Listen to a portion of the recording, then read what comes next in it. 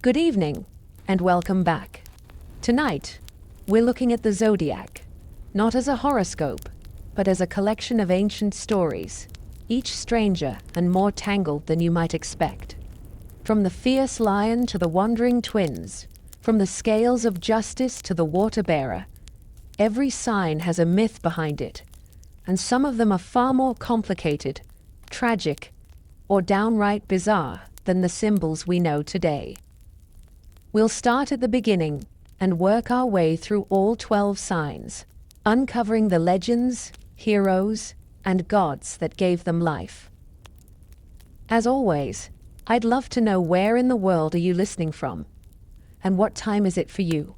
Whether you're settling down for the night or just looking for a quiet escape into the past, I'm glad you're here. Now, let's begin. If you go outside on a night when the air is crisp and the stars seem sharper than they have any right to be, you might feel that familiar and unshakable pull, your eyes drawn upward, searching, whether you admit it or not, for shapes in the darkness. The ancients called this practice katasterismos, the art of placing stories into the heavens, and they did not simply look for pretty patterns. They hunted for meaning, for symbols, for pieces of themselves scattered and pinned to the black vault above their heads. Today we call them constellations, but to the people who first named them, they were not cold and remote collections of burning gas. They were memories, warnings, and promises, frozen moments from stories too big to fit on the earth alone. Among the most enduring of these star-born tales are the 12 signs of the Zodiac, a sequence of constellations strung like beads along the invisible path of the sun, each one with its own tangled knot of myth, history, and in many cases, bizarre twists. The term zodiac comes from the ancient Greek zoidiakos kyklos, meaning circle of little animals, which is charming enough until you realize how misleading it is. Yes, there are animals in the lineup such as lions, crabs, and rams, but also a pair of immortal twins, a man pouring water into eternity, a woman with a sheaf of wheat, and even an inanimate set of scales. This celestial ring is an odd mixture, and it is not even purely Greek. Its origins stretch back much further, to the Babylonians of the first millennium, before the Common Era, who charted the movements of certain constellations along the ecliptic and assigned them symbolic roles. The Greeks, never ones to leave a perfectly serviceable system alone, inherited this framework and rewrote it in their own dramatic idiom. They layered over it a thick coat of divine intrigue, with gods transforming into animals, lovers immortalized in the stars, monsters slain and hoisted heavenward as trophies, and in doing so they created something that was equal parts calendar, compass, and cosmic scrapbook. But the thing about Greek mythology, especially when welded to something as permanent as the night sky, is that it rarely tells a clean and noble story. These constellations, the ones you might now see reproduced in silver pendants or tattooed in delicate lines on someone's wrist, were not conceived in serenity. They are souvenirs from moments of desperation, vengeance, lust, and catastrophe. Many of them exist because someone, often a mortal, met with a fate so extraordinary or so ghastly that the gods decided to make it a fixture in the heavens. The idea was both a gift and a sentence, a kind of immortality that freezes you forever in the pose of your most defining moment, whether that moment was triumphant or humiliating. It is no accident that so many of these stories involve transformations at the point of crisis, men into animals, gods into mortals, mortals into stars, because transformation for the Greeks was both punishment and preservation. Imagine, then, what it meant for ancient peoples to stand on a quiet hilltop, point toward a crooked scatter of lights, and tell the tale of how those lights came to be. They would speak of heroes who wrestled monsters only to die young, of women wronged by gods and repaid with a place in the sky, of creatures who fought for causes they barely understood and were immortalized in shapes that would outlast every empire on earth. In the telling, these constellations became less like inert decorations and more like living witnesses, silent and glittering archives of the best and worst in the human and divine condition. The zodiac, then, is not a serene astrological wheel spinning gently above us. It is a battlefield memorial, a love letter, and a gallery of betrayals and last stands. Each sign is a preserved fragment of a larger and messier story, and taken together they form a kind of cosmic anthology of human experience as refracted through the Greek imagination. We will begin with Aries, the golden ram whose gift was both rescue and doom, and travel the full circle through to Pisces, the twin fish bound by a cord, fleeing for their lives. And as we go, we will see how the ancients, with all their flaws and ferocities, chose to mark their world not just in the marble of temples or the ink of scrolls, but in the permanent and unblinking lights that wheel above our heads every single night. The story of Aries begins not in the heavens, but on the green slopes and smoky hearths of ancient Colchis and Boeotia. In a world where a child's life could be bent or broken by the word of an oracle, and where the gods moved their pieces on the board of mortal affairs without a whisper of apology. To understand why the figure of a ram shines in the night sky at the head of the zodiac, we must first descend into a tangled web of family rivalry, divine intervention, and the kind of desperate escape that feels less like a triumph and more like a breath stolen before drowning. It begins with a boy named Phrixus and his sister Helle, the children of Athamas, a king of Boeotia, and Nephele, a cloud nymph sent by the gods to be his bride. Nephele, whose very name meant cloud, was a creation of Hera, shaped in the likeness of another woman to deceive a wandering king. And though she was divine, her life in the mortal palace was neither peaceful nor secure. When Athamas turned his affections to Ino, a mortal woman whose ambition was matched only by her cunning, Nephele's place in the royal household faltered. Ino saw the children of Nephele as obstacles to her own son's rise, and the legends tell us she hatched a plan that was as ruthless as it was patient. She conspired to bring famine to the land by secretly spoiling the seed grain before it was sown, forcing the people into desperation. When the king consulted the oracle at Delphi, Ino bribed the messengers to return with a false prophecy that the famine could only be lifted if Phrixus, the king's own son, was sacrificed to the gods. In that moment, the machinery of doom began to turn, and Phrixus, still a boy, found himself standing on the altar, the knife ready, the crowd hushed, the air thick with the smell of fear and incense. But the gods, or perhaps one god in particular, had other designs. Nephele, far from powerless, called upon a miraculous creature to intervene, a ram with fleece spun from gold and wings strong enough to lift the weight of 2 children.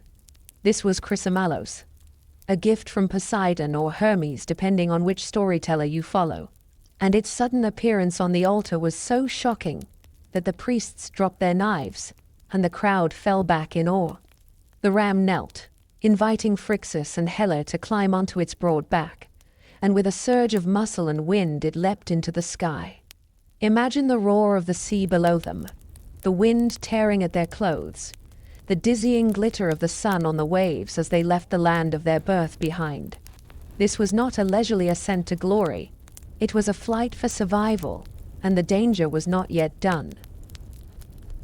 Their path took them eastward, toward the distant land of Colchis, but the journey was not without loss. As they crossed a narrow strait between the Aegean and the Black Sea, Helle, perhaps overcome by the height, perhaps too weak to hold on, slipped from the ram's back and fell into the waters below. That place became known forever as the Hellespont, the Sea of Helle. That place became known forever as the Hellespont, the Sea of Helle. a name carved into maps as a reminder that even in stories where gods intervene, not all are saved. Alone now, Phrixus clung to the ram as it carried him to Colchis, where King Aeetes, the son of the sun god Helios, received him with unexpected generosity. In gratitude to the gods for his rescue, Phrixus did something both reverent and strange. He sacrificed the golden ram itself to Zeus, ending the life of the very creature that had saved his own. The fleece, impossibly radiant, was hung in a sacred grove guarded by a dragon, where it would one day lure Jason and his Argonauts into their own perilous tale. The placement of Aries in the sky is both tribute and testimony. The Greeks believed that Zeus set the ram among the constellations to honor its courage and service, fixing its form so that each spring, as the sun crossed its stars, its story would return. But the truth in the telling is complicated. This is not only a story of salvation but of loss, of a sister's drowning, of a hero who lives because a god chose to spare him, and of the sacrifice of a faithful rescuer. To the ancients, Aries was a reminder that rescue often comes at a cost, that survival is never without its debts, and that the heavens remember both the shining moments and the shadows that fall beside them. When the Greeks looked upward and traced the curve of stars we now call Aries, they were not merely seeing the outline of a horned animal. They were recalling a chain of events in which a kingdom's politics, a stepmother's spite, a god's intervention, and the courage of a mythical creature had collided in one moment of desperate escape. Aries rises in the eastern sky at the turning of the year towards spring, when the earth begins to shrug off the damp lethargy of winter and life returns to the fields. To the ancients, this was no coincidence. The ram was not only a savior but also a herald, the first to arrive in the Zodiac cycle, leading the parade of constellations that marked the agricultural year. Its reappearance in the night sky was a silent announcement that it was time to prepare the plow, to trust that warmth would return, and to remember that survival was possible even after long months of scarcity. In the Greek imagination, Aries carried more than the weight of Phrixus's rescue. It became a symbol for bold beginnings, the kind of courage that does not pause to calculate the odds before leaping into the unknown. The ram's leap from the altar, its wings slicing through the air, became a model for decisive action when hesitation would mean death. This was not the quiet patience of Virgo, nor the measured balance of Libra, but the sudden and necessary force that could tear a person out of danger and set them on an entirely new path. In astrology, much later, Aries would be associated with the traits of leadership, energy, and a certain impulsive fearlessness. Yet in the original myth, those qualities belong not to the human hero but to the animal itself, the divine creature that acted without question when called. Yet even in celebration, the myth carries shadows. The very act that immortalized Aries also contains loss. Hela's fall into the sea, the sacrifice of the ram in the grove of Aries, the loneliness of Phrixus in a foreign land. It is as if the constellation exists to remind mortals that beginnings are rarely clean. They are often born from endings, from severed ties and irreversible choices. The Golden Fleece, which later became the prize of Jason and his Argonauts, was itself a relic of that cost. Every retelling of their voyage pulled the thread back to Aries, to the shining wool once draped over a creature that had carried a boy from death to life and then laid down its own life without resistance. To the Greeks, placing Aries in the heavens was an act of both gratitude and record-keeping. The ram's shape was fixed in the unchanging sphere so that every year, at the same season, its story would be rehearsed in the minds of those who tilted their heads to see it. The stars that marked its horns and back were like letters in a permanent inscription, written across the sky instead of on stone, impossible for wind or rain to erode. It was a way of telling the future through the past. If the ram had come once in a moment of peril, perhaps its return in the spring sky meant that help could come again, unseen, until the very moment it was needed. And so Aries begins the zodiac not with the perfection of a creation myth, but with the messy, human reality of survival.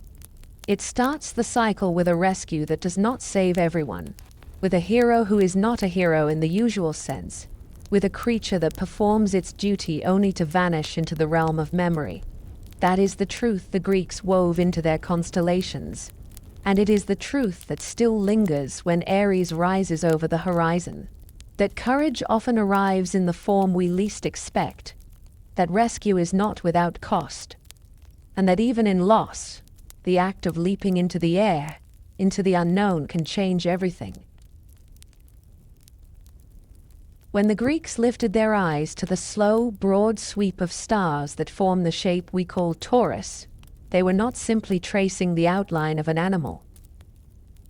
They were stepping into one of the most unsettling and magnificent episodes in the long and uneven record of Zeus's pursuits.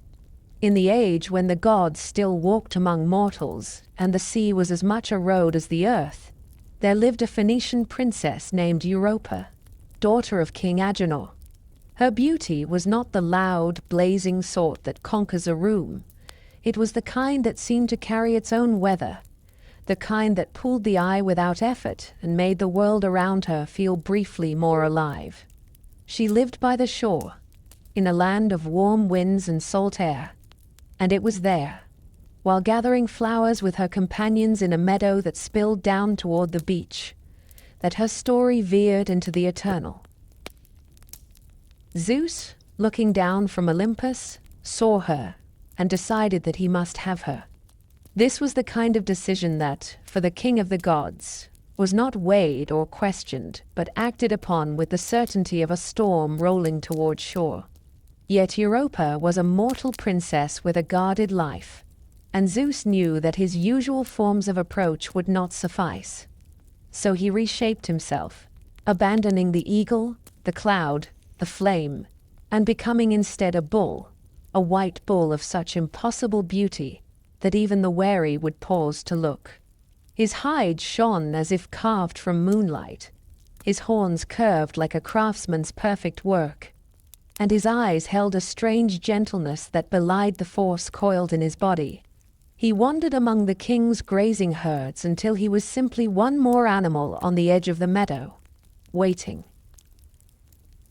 Europa noticed him first for his stillness. While the other cattle moved and tore at the grass, this bull seemed to be watching her, patient, unthreatening. She reached out a hand, and when he did not shy away, her fingers brushed the warmth of his muzzle. Her companions laughed and came closer, marveling at the calm creature who allowed them to drape flowers around his neck and weave garlands between his horns. His breathing was slow, deep, the way the sea breathes before a wave, and when Europa climbed onto his back, it felt no more dangerous than sitting astride a sun-warmed stone. She could not have known that she had already crossed the threshold into myth. The moment she settled, the bull moved not the short, placid steps of a grazing beast, but a sudden, powerful surge toward the shore. The girls shouted, startled, as his hooves pounded across the sand, and before they could reach her, he plunged into the surf. The sea rose around them in sprays of white, but the bull did not falter. He struck out into the open water with the strength of something made for both land and sea. Europa clung to his neck, the garlands slipping into the waves, her eyes stung by the salt wind as the coastline dwindled behind her. Dolphins appeared in their wake, leaping in arcs as if escorting royalty, and beneath them the water shifted from green to blue to the deep violet of the open Mediterranean. There is no telling how long they traveled like this, the bull's great body cutting through the waves, the sun shifting overhead, the silence broken only by the rush of water and the sound of her own breath. At last, an unfamiliar shore rose ahead, the island of Crete, fragrant with cypress and pine.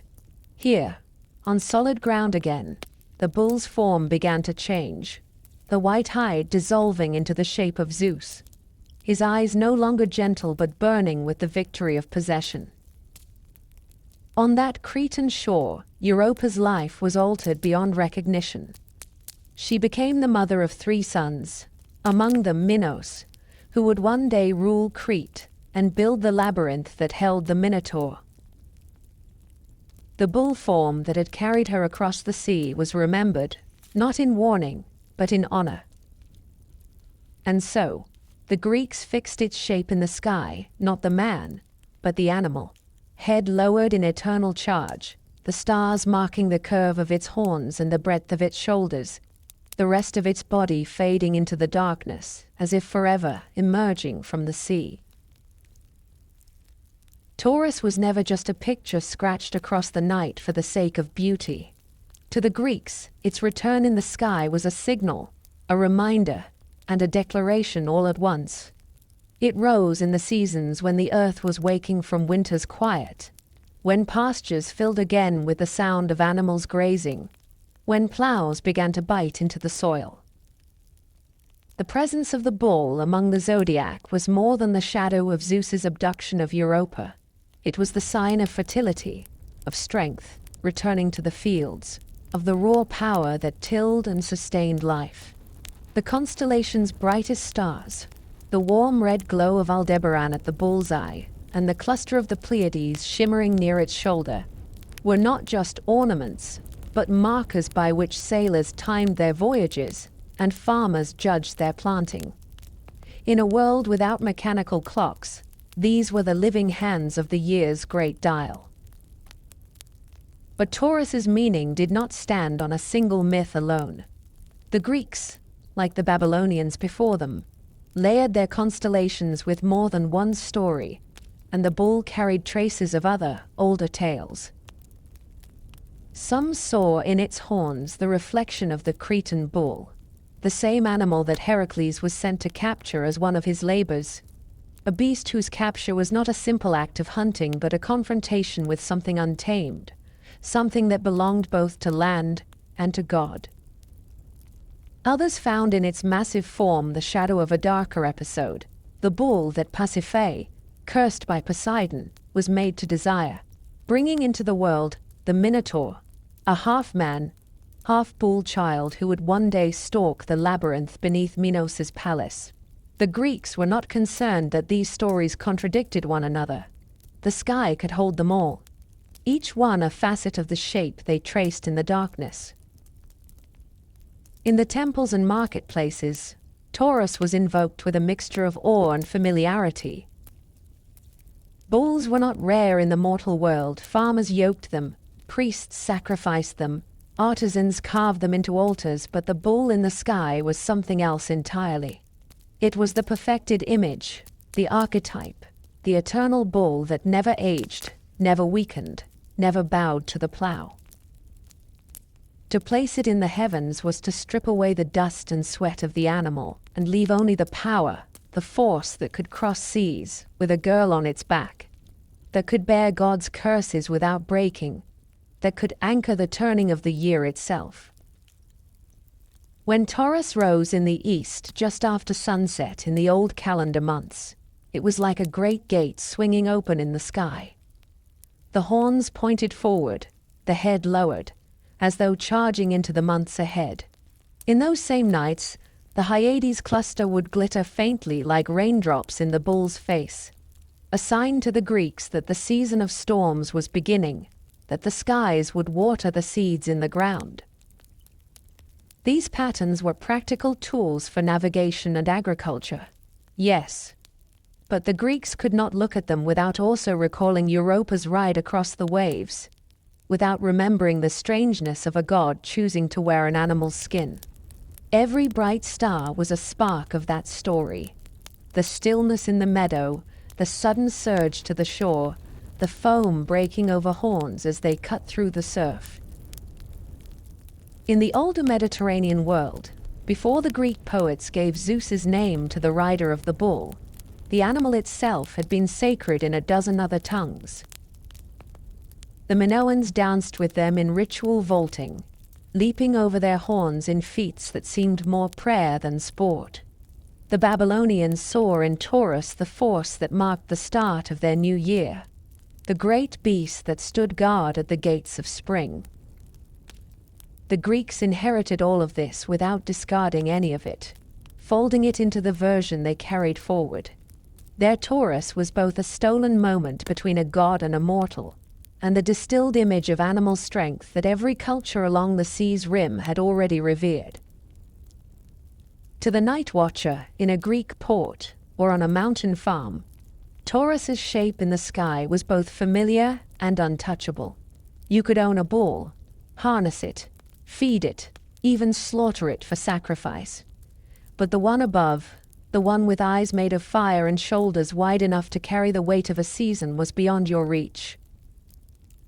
And when its horns cut their way across the black dome of the sky each year, they cut a line between what was mortal and what was eternal, between the herds in the pasture and the single, flawless bull that would never die. It was not Zeus they fixed in the heavens, nor Europa, nor Minos, but the form that made them all possible, the bull itself, forever moving, forever leading the charge into the next turning of the year. The constellation of Gemini is drawn from a story so deeply bound to the Greek sense of kinship and honor that it resists being reduced to a single moment. To trace its shape in the night is to enter the life of two brothers, Castor and Pollux, whose bond carried them beyond the reach of ordinary mortality. Their story begins in the royal household of Sparta, where their mother, Queen Leda, was known across the Aegean not only for her beauty, but for the strange and divided fate of her children. On the same night, two fathers claimed her bed, King Tyndareus, her mortal husband, and Zeus, who came to her disguised in the form of a swan. From this union, two sets of twins were born. Helen and Pollux were said to be children of Zeus, touched with immortality. Castor and Clytemnestra were born of Tyndareus, entirely mortal. It was a family whose bloodline was already a tangle before their lives had even begun. Castor and Pollux grew as inseparable companions. They trained in the arts that shaped noblemen, wrestling, hunting, the handling of horses, the tactics of war. Each boy's skill complemented the other's. Castor was famed for his mastery with horses, his balance and strength in combat, his precision with the spear. Pollux was unmatched in boxing, his blows carrying the weight of divine blood. Together they formed a partnership that could not be challenged in the lists or on the battlefield. Their fame spread beyond Sparta. Poets sang of their exploits. Sailors called on them for protection at sea, swearing they had seen the brothers' figures appear in stormlight to guide their ships towards safety. Yet no mortal life, no matter how gifted, was free of the quarrels that plague men. The brothers became entangled in a dispute over women with their cousins, Idas and Lynceus. Versions of the tale differ, but all agree it was a matter of pride and possession, two pairs of warriors convinced of their own right, unwilling to yield. The quarrel swelled into violence. Spears flew, and in the clash that followed, Castor was struck down. His body fell not as that of a hero in the heat of victory, but as that of a brother watching his own life slip into the shadows. Pollux fought on until his enemies lay dead or scattered. Yet when the dust settled, he found no comfort in survival. Standing over Castor's body, Pollux felt the full weight of the immortality he carried. It was a gift he had never asked for, and now it felt like a sentence. For what use was eternal life when half of himself was gone? He turned to Zeus, not as a worshipper making a plea to a god, but as a son speaking to a father, and begged to share his immortality with Castor. In some tellings, Zeus granted him the request by dividing their existence. The brothers would spend one day among the gods in Olympus, and the next in the underworld among the shades, never to be wholly separated again. In others, Zeus raised them together into the night sky, fixing their likenesses side by side where no blade could part them. The stars of Gemini became their eternal likeness, two bright points standing close in the darkness, each carrying the memory of the other. To the Greeks, they were not simply guardians of sailors or patrons of athletes. They were proof that devotion could overcome the finality of death, that a bond forged in life might hold even beyond the grave. The sight of those twin stars at the edge of night was a reminder of a vow kept at the highest cost, a loyalty that neither war nor the will of the gods could undo. To the people who named the sky and read it like a ledger, the two bright points that mark the heads of Gemini were never just conveniences for navigation or ornaments pinned to the black.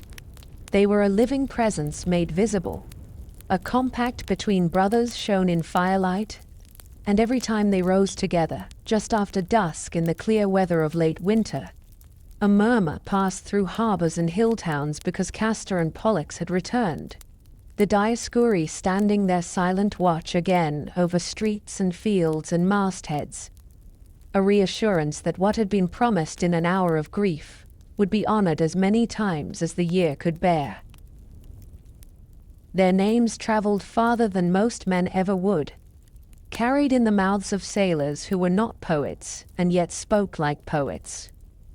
When storms lifted the sea into walls and the rigging shook and the world narrowed to the length of a deck, for in that hour even the irreligious saw a strange blue shimmer crawling along spars and stays, a cold flame that did not burn the hand and did not obey the wind, and they said that the twins had come, that Castor and Pollux were with them, that loyalty itself had stepped aboard, and captains made vows aloud to gods they could not see, because the sight of twin lights on a mast in a hard blow turns the heart from calculation to gratitude. This reputation did not begin with fishermen and merchantmen. It had been earned in older stories that moved like a current beneath the later piety, stories of the voyage of the Argo when the sea itself seemed to decide whether the ship would live or sink. And a boxer king named Amycus demanded that any who set foot on his shore must face him with fists alone, a demand that was answered without bravado by Pollux, who met him in the sand while the crew stood as a ring, and the surf counted out the rounds, and when the king lay broken, the Argonauts went back to their work with the unsentimental calm of men who know storms do not respect victory. There followed a night when wind and water agreed to end the expedition, and the first tiny fires crept over the yardarms. And men who had never prayed learned how, and the twins were said to have stood shoulder to shoulder in the lightning, as if the sky were only another arena, and the storm relented just enough that oars could bite and the keel could keep her line. From such episodes the cult of the brothers gathered its weight, so that later, when a small craft met weather beyond its build, and an old steersman whispered their names and the glow returned, the crew believed that the favor of Castor and Pollux was not an accident, but the continuation of a pledge made long ago. On land, their figures did work of a different kind, teaching with the authority of image rather than command. And in Sparta, where boys learned to trust the man to their right as they trusted their own hands, the Dioscuri were the faces carved on temple friezes and painted on shields, riders with lances leveled, horsehair crests catching a sculptor's panting wind, the pattern of two made into an emblem of how a line should hold. They had sanctuaries where bread and wine were set out each year, as if for honored guests, and there were feasts called theoxenia, in which the brothers were invited to recline as companions at a table that remained empty to the eye. The city acting out its belief that friendship requires ceremony if it is to outlast fear. In Athens they were addressed as the Anakes, the lords, and had their own precinct, and in small towns far from the arguments of the great polis, there were little shrines with rough pillars and 2 stars scratched into soft stone, so that a shepherd on a ridge or a traveler in a bad pass could pause and remember that strength comes in pairs, and that the gods remember those who do not abandon one another. Their fame crossed the straits with settlers into Italy, where Romans, who were hard to impress and slower to love, took to the twins with unusual speed, building a great temple to Castor and Pollux in the Forum, and laying down a procession of horsemen each year that flowed like a river of bronze down the streets. Young men of the equestrian order, riding 2 by 2 beneath the July sun to the steps of the sanctuary, where they dismounted and offered thanks for the discipline that keeps formations from breaking and panic from spreading, when an army learns things about itself that it had hoped never to know. Coins bore their faces or their helmets topped with stars. An official memory ringing from hand to hand through markets and taverns. And if you lay the coin flat and let it catch the light, you can almost see the argument it makes, that a city is safest when it holds up examples of brothers who keep a promise, even when the gods change the terms. This notion seeped into oaths before games, into the quiet rituals of departure at city gates, into the reluctance of craftsmen to sign their work with a single name when 2 had shared the labor. The twins appeared in poems that were recited at banquets, and in laws that rewarded men who bore the burden of another's crime or returned a fallen comrade's body, rather than counting the odds for their own escape, because every society teaches by example more effectively than by statute. And the example of Castor the horse-tamer and Pollux the boxer was a way to say aloud that devotion is not sentiment but habit, a daily readiness to step forward when stepping back would be easier. Their myth carried a precision that made philosophers nervous, for immortality is usually a simple state, and yet the brothers lived under an arrangement that divided their days between the sunlight of Olympus and the dark of Hades. And audiences did not miss the unease of that arrangement. The detail mattered, because it did not flatter. It suggested that even a gift from Zeus can be a burden when the one you love cannot share it fully. And so the bargain becomes a rhythm, a procession of mornings and midnights in which companionship is preserved at the cost of rest, as if the sky itself were asked to alternate between feast and funeral, so that a vow could remain intact. This is why the sight of their stars side by side did not feel like reassurance alone. It also felt like an instruction in the costs that words draw down when spoken in earnest, a reminder that the best pledges complicate a life rather than simplifying it, and that the meaning of a name endures only insofar as someone pays for it with days and nights and breath.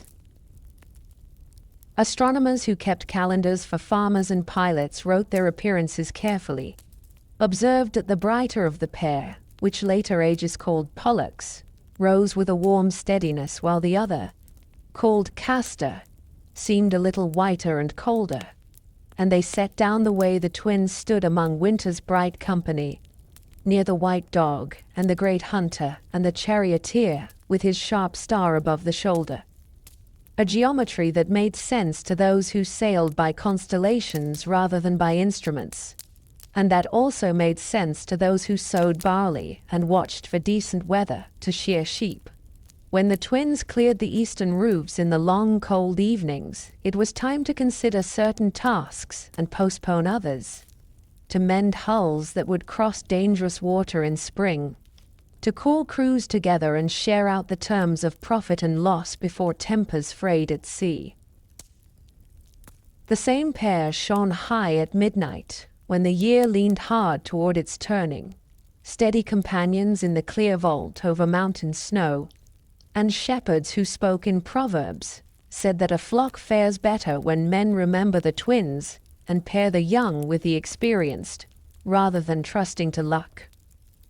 In painted pottery and stone reliefs, and the small bronze mirrors tucked into the chests of wealthy women, you can see how artists work the story into the curves and edges of daily life. The two young men shown seated together with spears grounded between their knees, or riding side by side with the quiet satisfaction of men who do their work without any audience, or standing with stars above their hair, as if they had only just come down from their place to look at something that needed attention. These images were domestic and public at once, a language that repeated itself from banquet hall to stable yard, so that boys who had not yet chosen their friends and men who had chosen badly were both reminded that the world expects you to hold to the one who stands with you.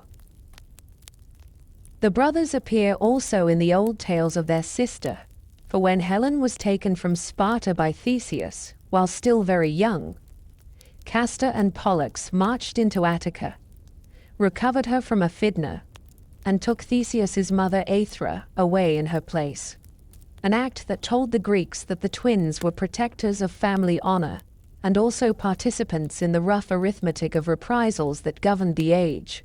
And later, when a cattle raid turned into a feud with their cousins Idas and Lynceus, that arithmetic ran to its limit, and Castor fell, and Pollux chose to answer death by distributing his life across two realms so that the partnership could hold.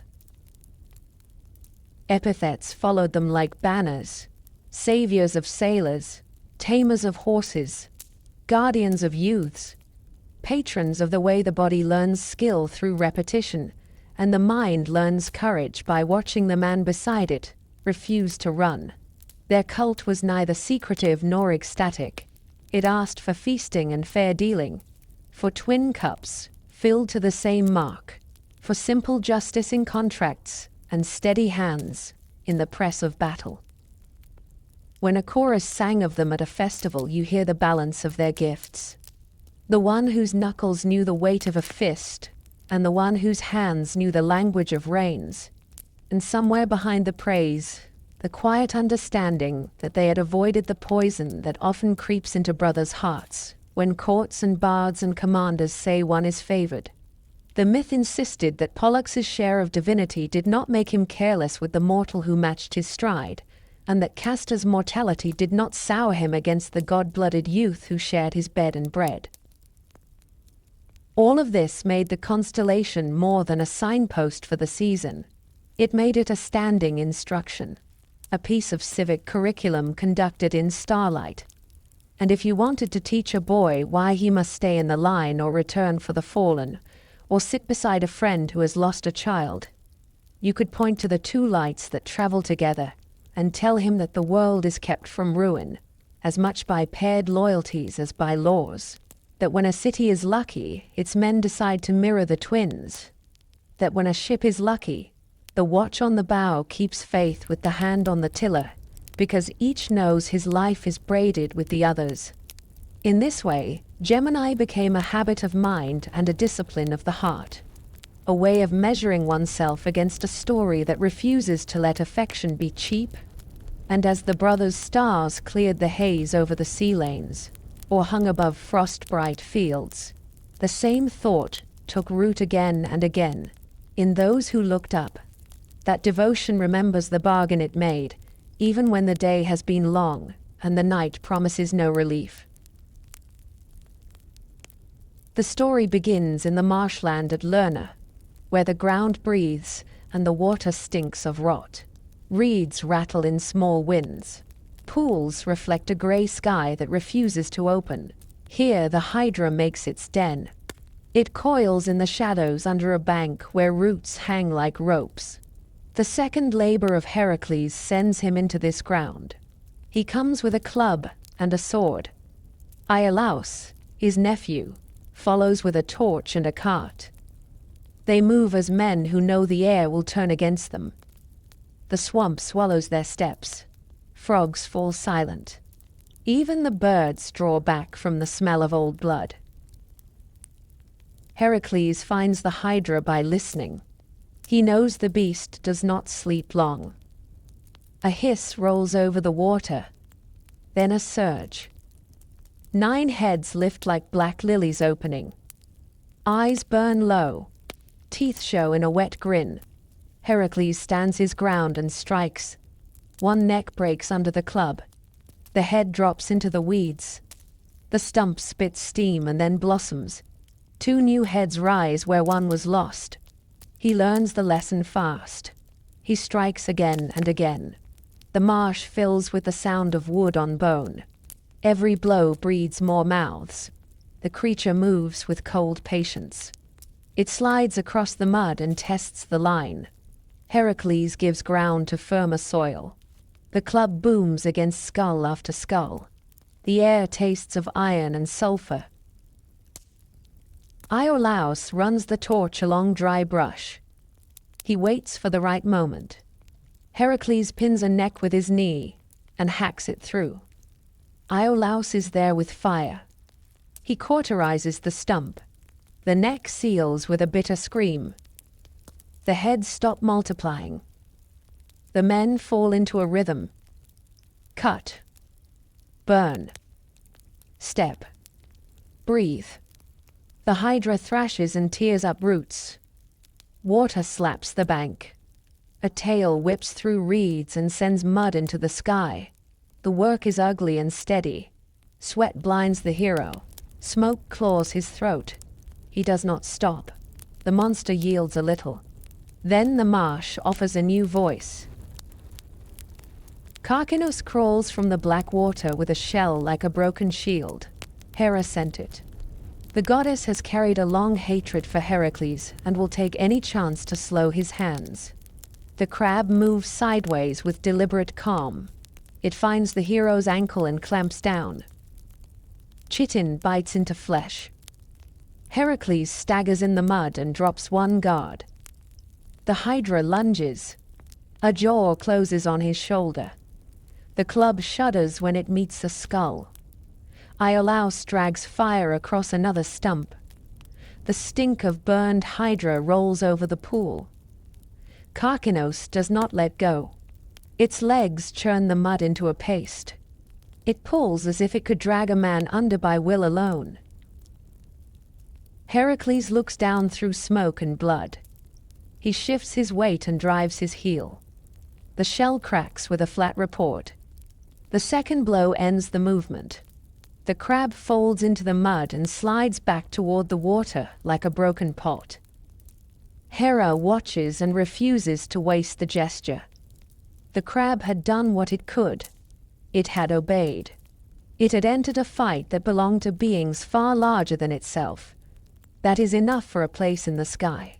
The goddess fixes the small shape among the stars. The curve of a shell. The splay of legs. A faint scatter, hard to find unless you already know where to look. The labor runs to its end. Heracles and Iolaus work the method to the last head. Cut and burn until the necks are black glass. The immortal head is buried under a heavy rock at the road to Argos. The swamp settles into silence again. Steam rises in thin veils and then thins away. Somewhere above the mist, the small figure of Carcinus has taken up its watch. The heavens hold the record of the bite on the ankle and the answer that crushed it. The constellation will carry that record through clear nights and over winter fields.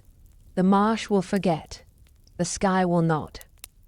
Cancer rises where the year turns hot. In the old calendars, its stars stood at the gate of summer. Priests watched that part of the sky and wrote a single word beside a day that would return like the tide. Solstice. The sun climbs, then pauses, then begins to fall again.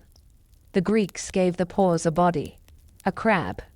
It creeps sideways, as if the sky itself must shift its weight before it changes course. The shape is faint. The outline is spare. You have to know what you are looking for. In a firmament crowded with heroes and monsters, Cancer keeps a small room. That is part of its force. The quiet signs often do the hardest work. They hold the hinge. Farmers and sailors learned Cancer by feel as much as by sight. The stars here are not loud. They whisper through haze. Near the heart of the figure hangs a pale cloud the eye can gather on a clear night. The Greeks called it praesepe. the manger. Two dim stars graze at its edge, a Celis borealis to the north, a Celis australis to the south. The little asses.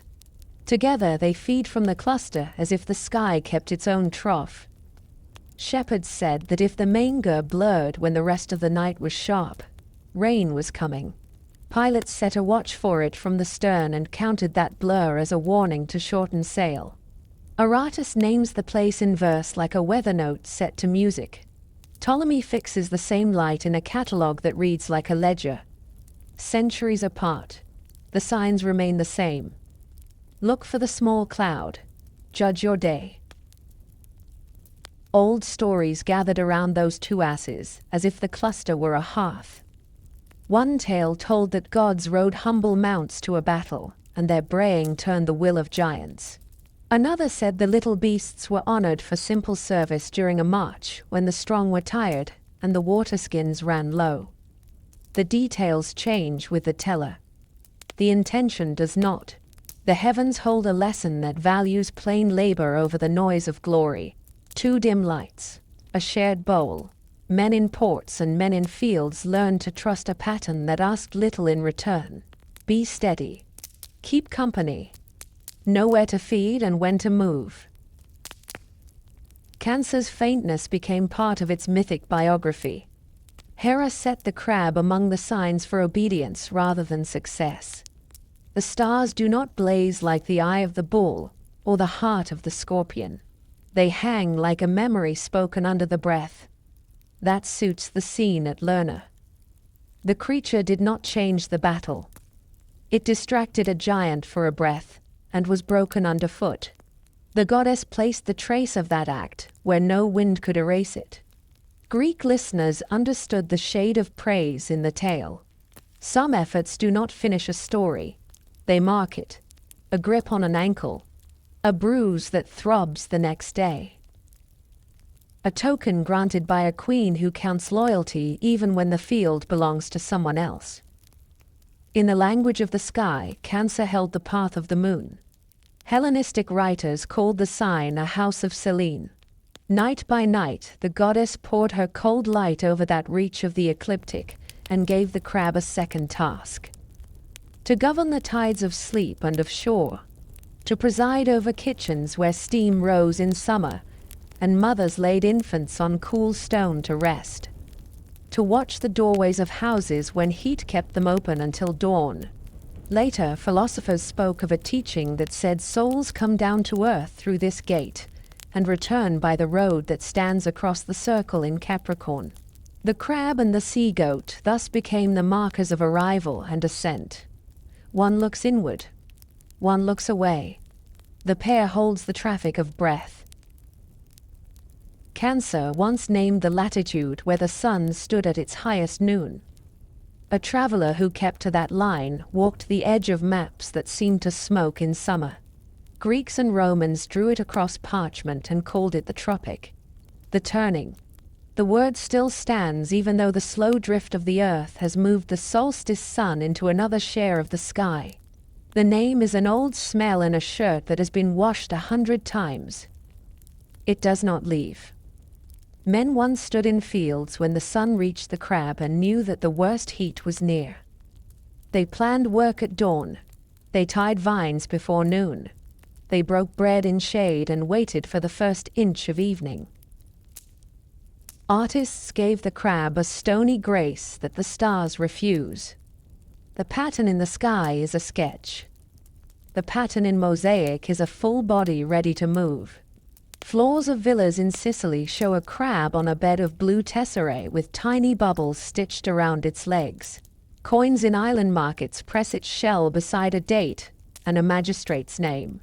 In painted calendars, the crab sits on the line that marks the longest day. A reaper bends over barley on the same panel. A girl pours water into a jar.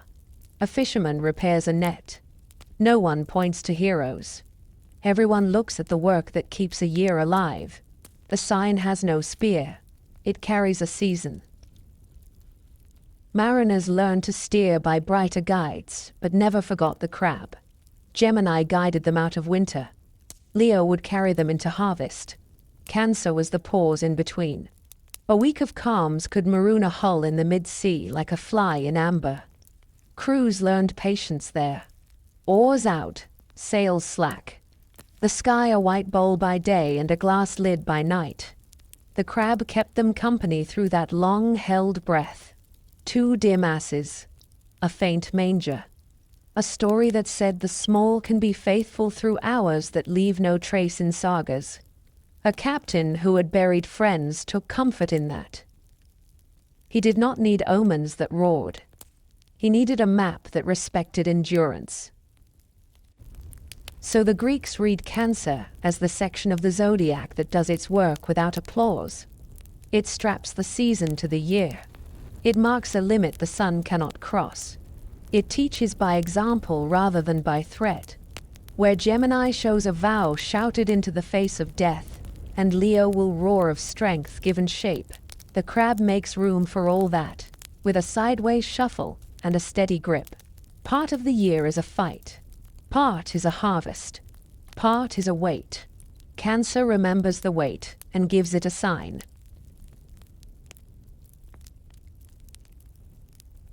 Leo begins in the rough hills west of Mycenae, where the earth is thin and the wind cuts low through scrub. Vineyards hold to the slopes like handwriting that refuses to fade. Goat bells carry in the afternoon. Travelers keep to the road and measure distance by dry stream beds and old olive trees. In that country, a single roar could empty a field and close a door. The Nemean lion had come down from its ravine and taken the habit of killing at the edge of daylight. It dragged oxen from yokes. It broke doors with a casual shove of one forepaw. It left tracks that looked like bowls pressed into dust. Stories of it moved faster than carts. People spoke in the way of those who have learned to ration fear. Small sentences traded at wells and market stalls. It lives in a cave with 2 mouths. It cannot be cut. It takes spears as thorns. It will not leave a body whole.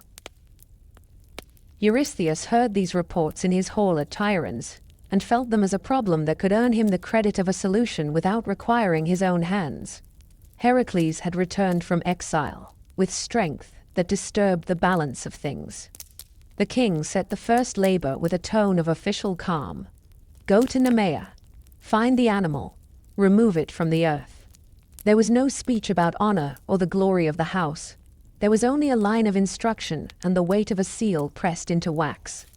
Heracles accepted the task, as a man accepts a debt he cannot refuse. He took a bow and a quiver. He took a club cut from wild olive. He walked out of the gate before sunrise, and did not look back at the walls. He entered Nemea by the road that runs past Cleone. Shepherds watched from distance and made the sign that sends a blessing after a dangerous traveler. The country smelled of crushed thyme and dust. He found the first carcass by flies. A cow torn where the neck meets the shoulder. No bite marks at bone. The hide peeled back as easily as a blanket. He knew from the work of the beast that it did not feed from hunger alone. It practiced its strength on living things to learn the feeling of resistance. He knelt and ran one hand over the dead animal as if to apologize for using it as a lesson. Then he rose and studied the ground. The tracks were a rhythm of weight and ease. Deep impressions followed by stretches where claw marks hardly touched the surface. The cat knew how to move without a sound. Arrows serve men in most wild places. They came useless here.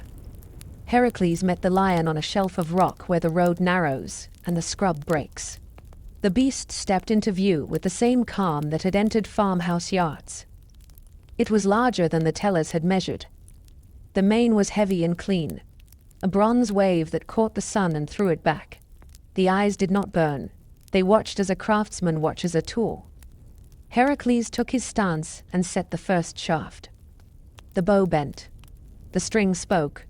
The arrow struck the shoulder and bounced as if it had struck a wall of hammered metal.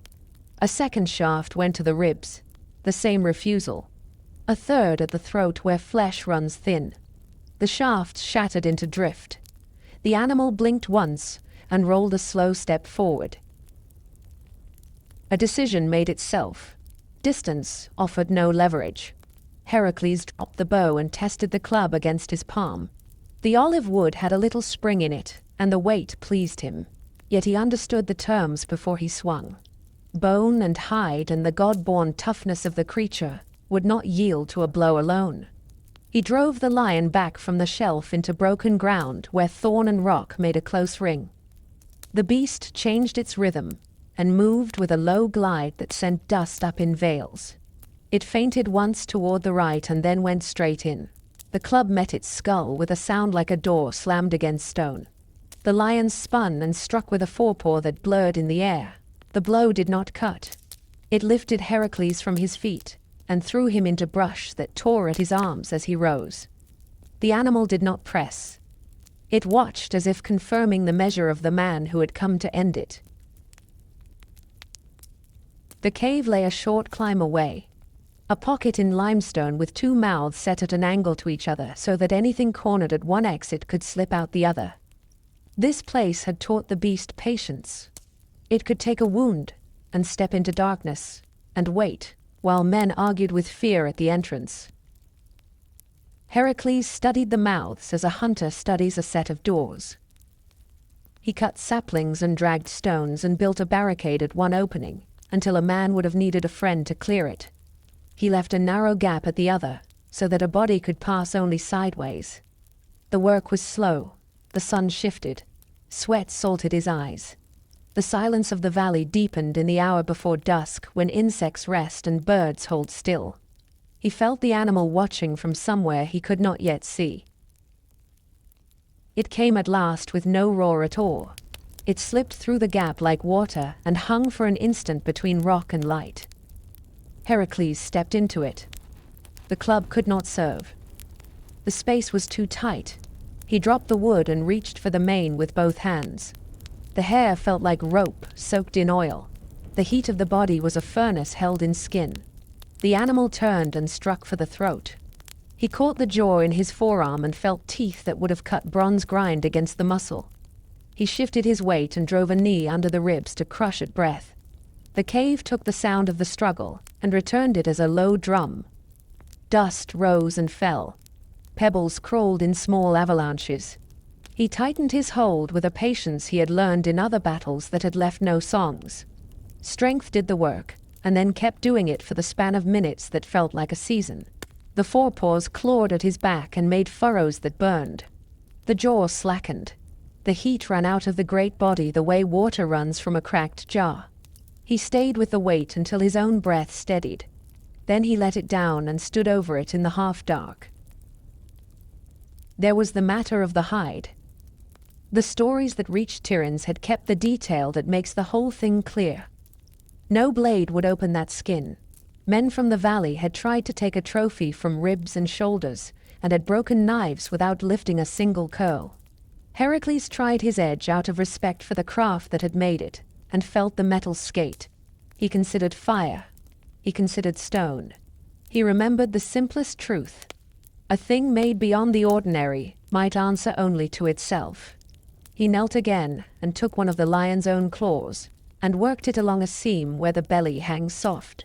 The skin parted with a low sound, a surrender that belongs to the moment when an impossible tool meets its proper use.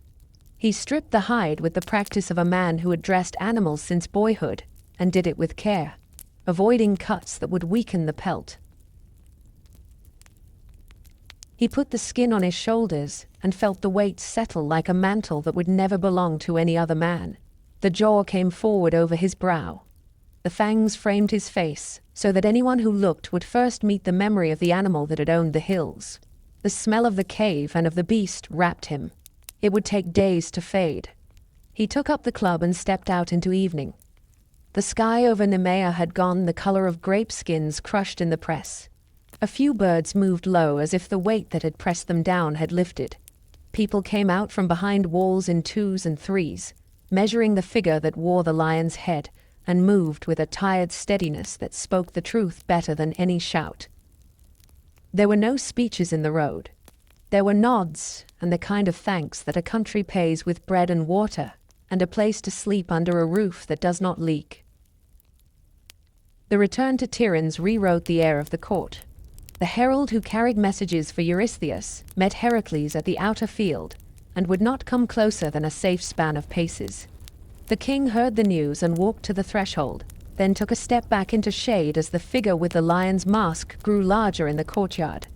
It is said that Eurystheus looked once, and then turned and moved fast into a storage jar that had held grain in other seasons, the way a boy might hide when thunder walks across the house. He issued the next command from that dark mouth, and sent word that future reports must be delivered outside the walls with no trophies brought near.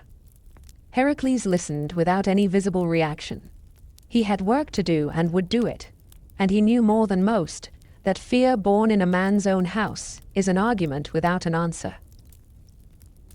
The hills of Nemea did not return to innocence. Hunters found the cave and spoke as if it held a presence even when empty. Children dared each other to touch the stones of the blocked mouth, and then ran laughing and sick with pride. Vines crept back over the ground where the lion had dragged cattle. The quiet of that country changed its tone. It lost the tremor that comes when people listen for a single sound, and gained the deeper breath that comes when a danger has been removed by hands that have taken scars for their payment. In the paintings that followed, the lion would never stand alone again. It would live as the cloak of a single man, a second skin that marked him in every port and on every road, a proof that some tasks remade the one who performed them as completely as a river remakes a bank in flood. Leo claims the warm nights after the year tips past the height of the Sunday. The west still holds a band of copper at dusk. Crickets take the fields. Then, a hook of stars lifts from the horizon like a bright question drawn by a careful hand. The old watchers called that hook the sickle. It marks the head and mane. Farther back, the body gathers in a long run of light. At the heart sits a single royal flame. Later ages called it Regulus. Greeks also said Cor Leonis, the heart of the lion. Priests stood on rooftops and waited for that star to step clear of the haze. They made their notes on wax tablets. They counted days to harvest. They set dates for rites that asked the gods to steady the season and forgive the roughness of heat. Farmers read Leo with the same attention they gave to soil. The vine leaves grew stiff in the noon glare. The fig trees bled white when cut. The land wanted measured work and early rest. When the sickle stood high after midnight, presses were swept and jars set out in courtyards. The great must would soon run. Shepherds pushed flocks to higher ground where the breath of night still moved. In towns the air tasted of dust and olives. Lions lay in marble and limestone at the mouths of gates. Their stone eyes looked down on carts and sandal feet. A carver's lesson placed a paw upon a globe or a plinth. Rule yourself. Hold the line. Let strength sit still until it is needed. Under those eyes, men came and went with baskets and news, and the small griefs that do not stop a day's work. Astronomers fixed Leo among the Zodiac with a craftsman's pride. It walks the ecliptic with the poise of an animal that knows the ground. Ahead lies Cancer with its dim manger.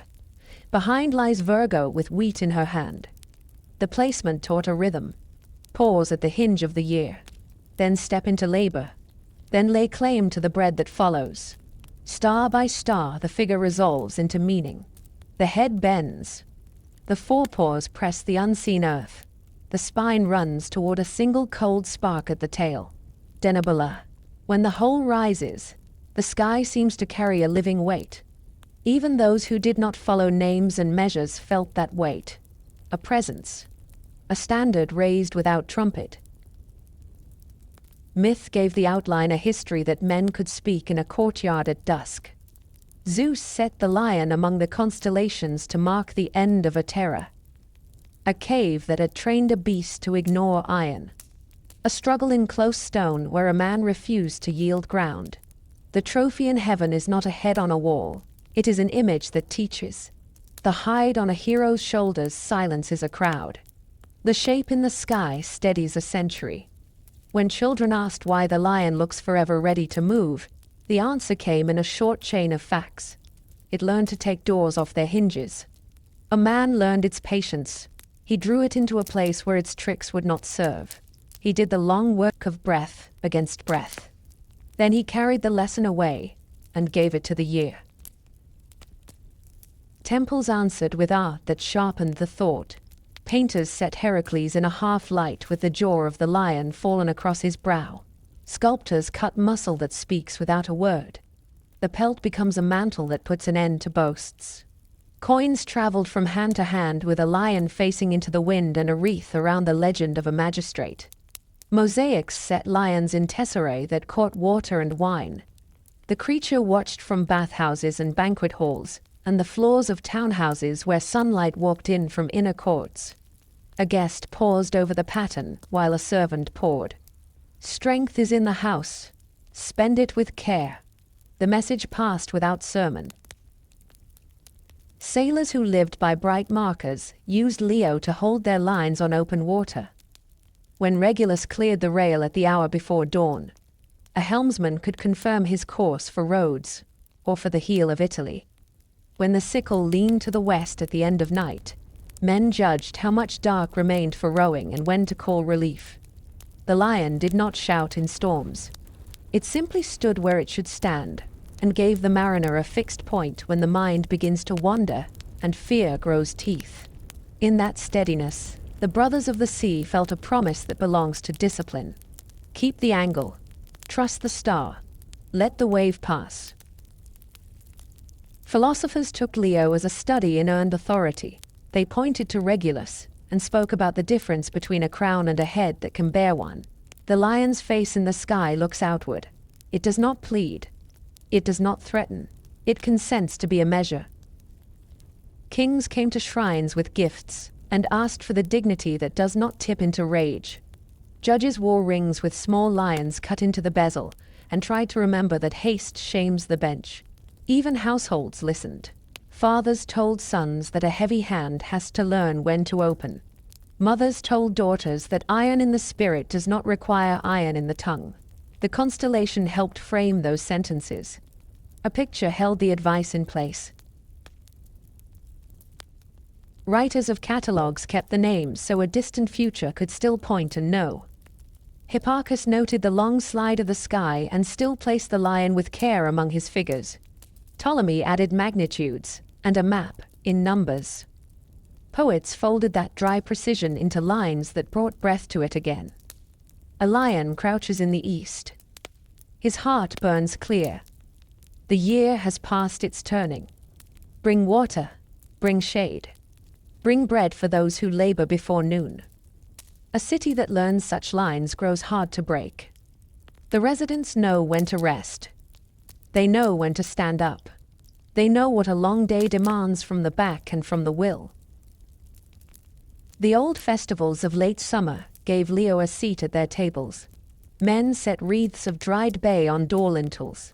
Women cooled wine with river stones wrapped in linen. Heralds called the names of athletes into dusty arenas where feet threw up light. In the stands, a father pointed to the sky while his child watched wrestlers lock and lift. See that curve of stars over the roofline? That is the mane. The bright one is the heart. Watch how the stronger man waits. See how he will choose the moment and hold. The rules of the contest were a local echo of a larger story. Control the field. Close off the exits. Do the work in the space you have made. As the season wore on, the lion crossed the meridian and began to lean west in the early part of night. The heat still lay heavy on streets and tiles. Cicadas pressed their song into stone. The figure remained high enough to light roofs with its gaze when dinners ended and courtyards cooled. Voices fell. Lamps guttered. A last cup went around a table. The stars kept their places, as if human hours did not matter. People took comfort in that indifference. A constant above the variable. A frame around change. In that frame, Leo kept teaching by being present. A memory of a cave outside Mycenae. A posture of readiness that does not steal forward. A heart that does not flicker. So the Greeks let the lions stand where they needed a law that could be seen. The law said that force must learn to be patient and then exact.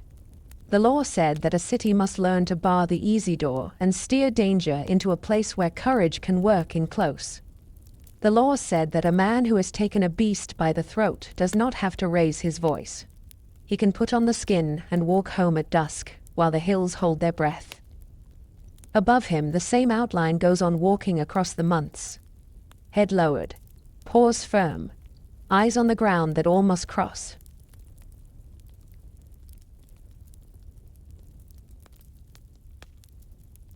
Virgo enters the story on threshing floors, where the first dust of grain hangs like smoke, and the husk crackles under wooden sledges. Men walk the circle and sing to keep the rhythm. Women bend at the baskets and lift the clean kernels with quick wrists. Children chase the chaff as it rides a small wind and falls in pale drifts along the wall. The village looks secure for an hour. Bread will come. Oil will come. The jar in the corner will not echo when you strike it with a knuckle.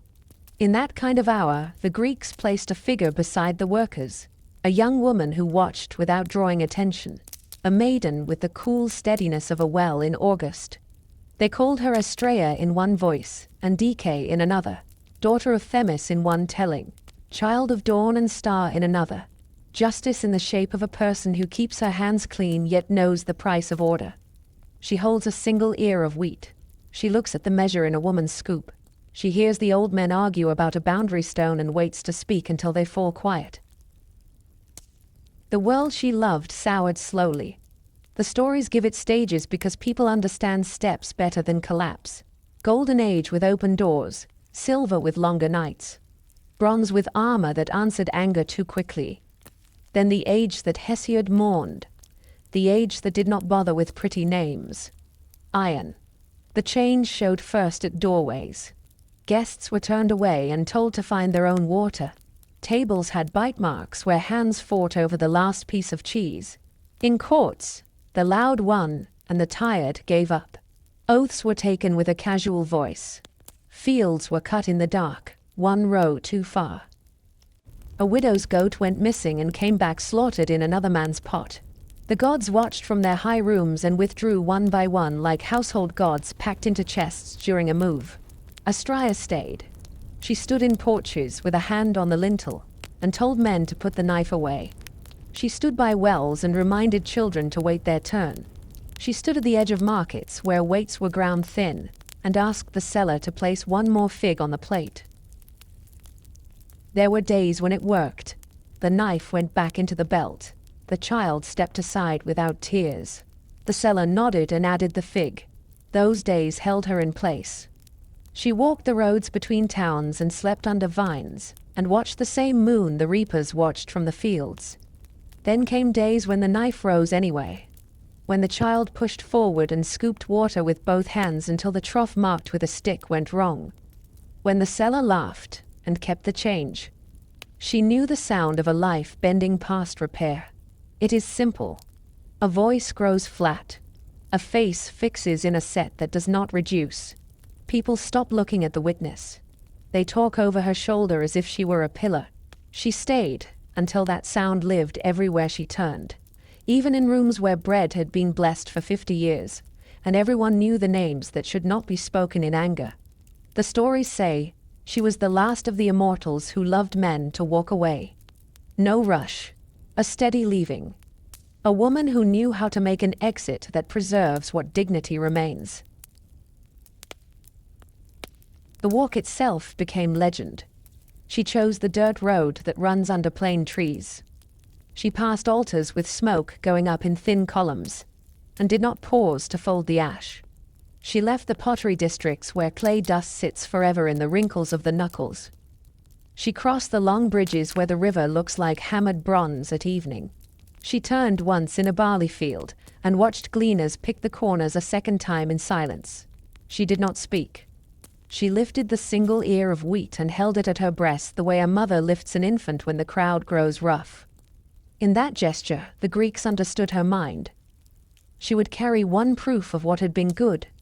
She would take it where hands could not bruise it. She would leave the rest to men and their hours. The birds lost their nerve and did not follow. Dogs lay in the shade and watched her pass with their heads down on their paws. Night gathered around her in a clean ring. The stories say the air torches seemed rude beside her. The road rose as if it had been a ramp the whole time and no one had noticed. She did not fly. She did not run.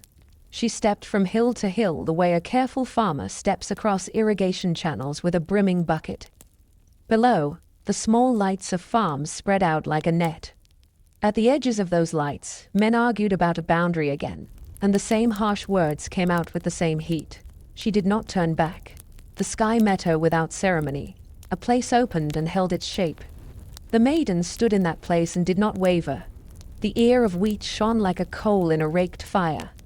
The Greeks gave it a name that fit the thing itself. Speaker. The ear. A single bright witness carried upward to swear that order had once lived on the ground. Down below, the empty space she left filled with other voices.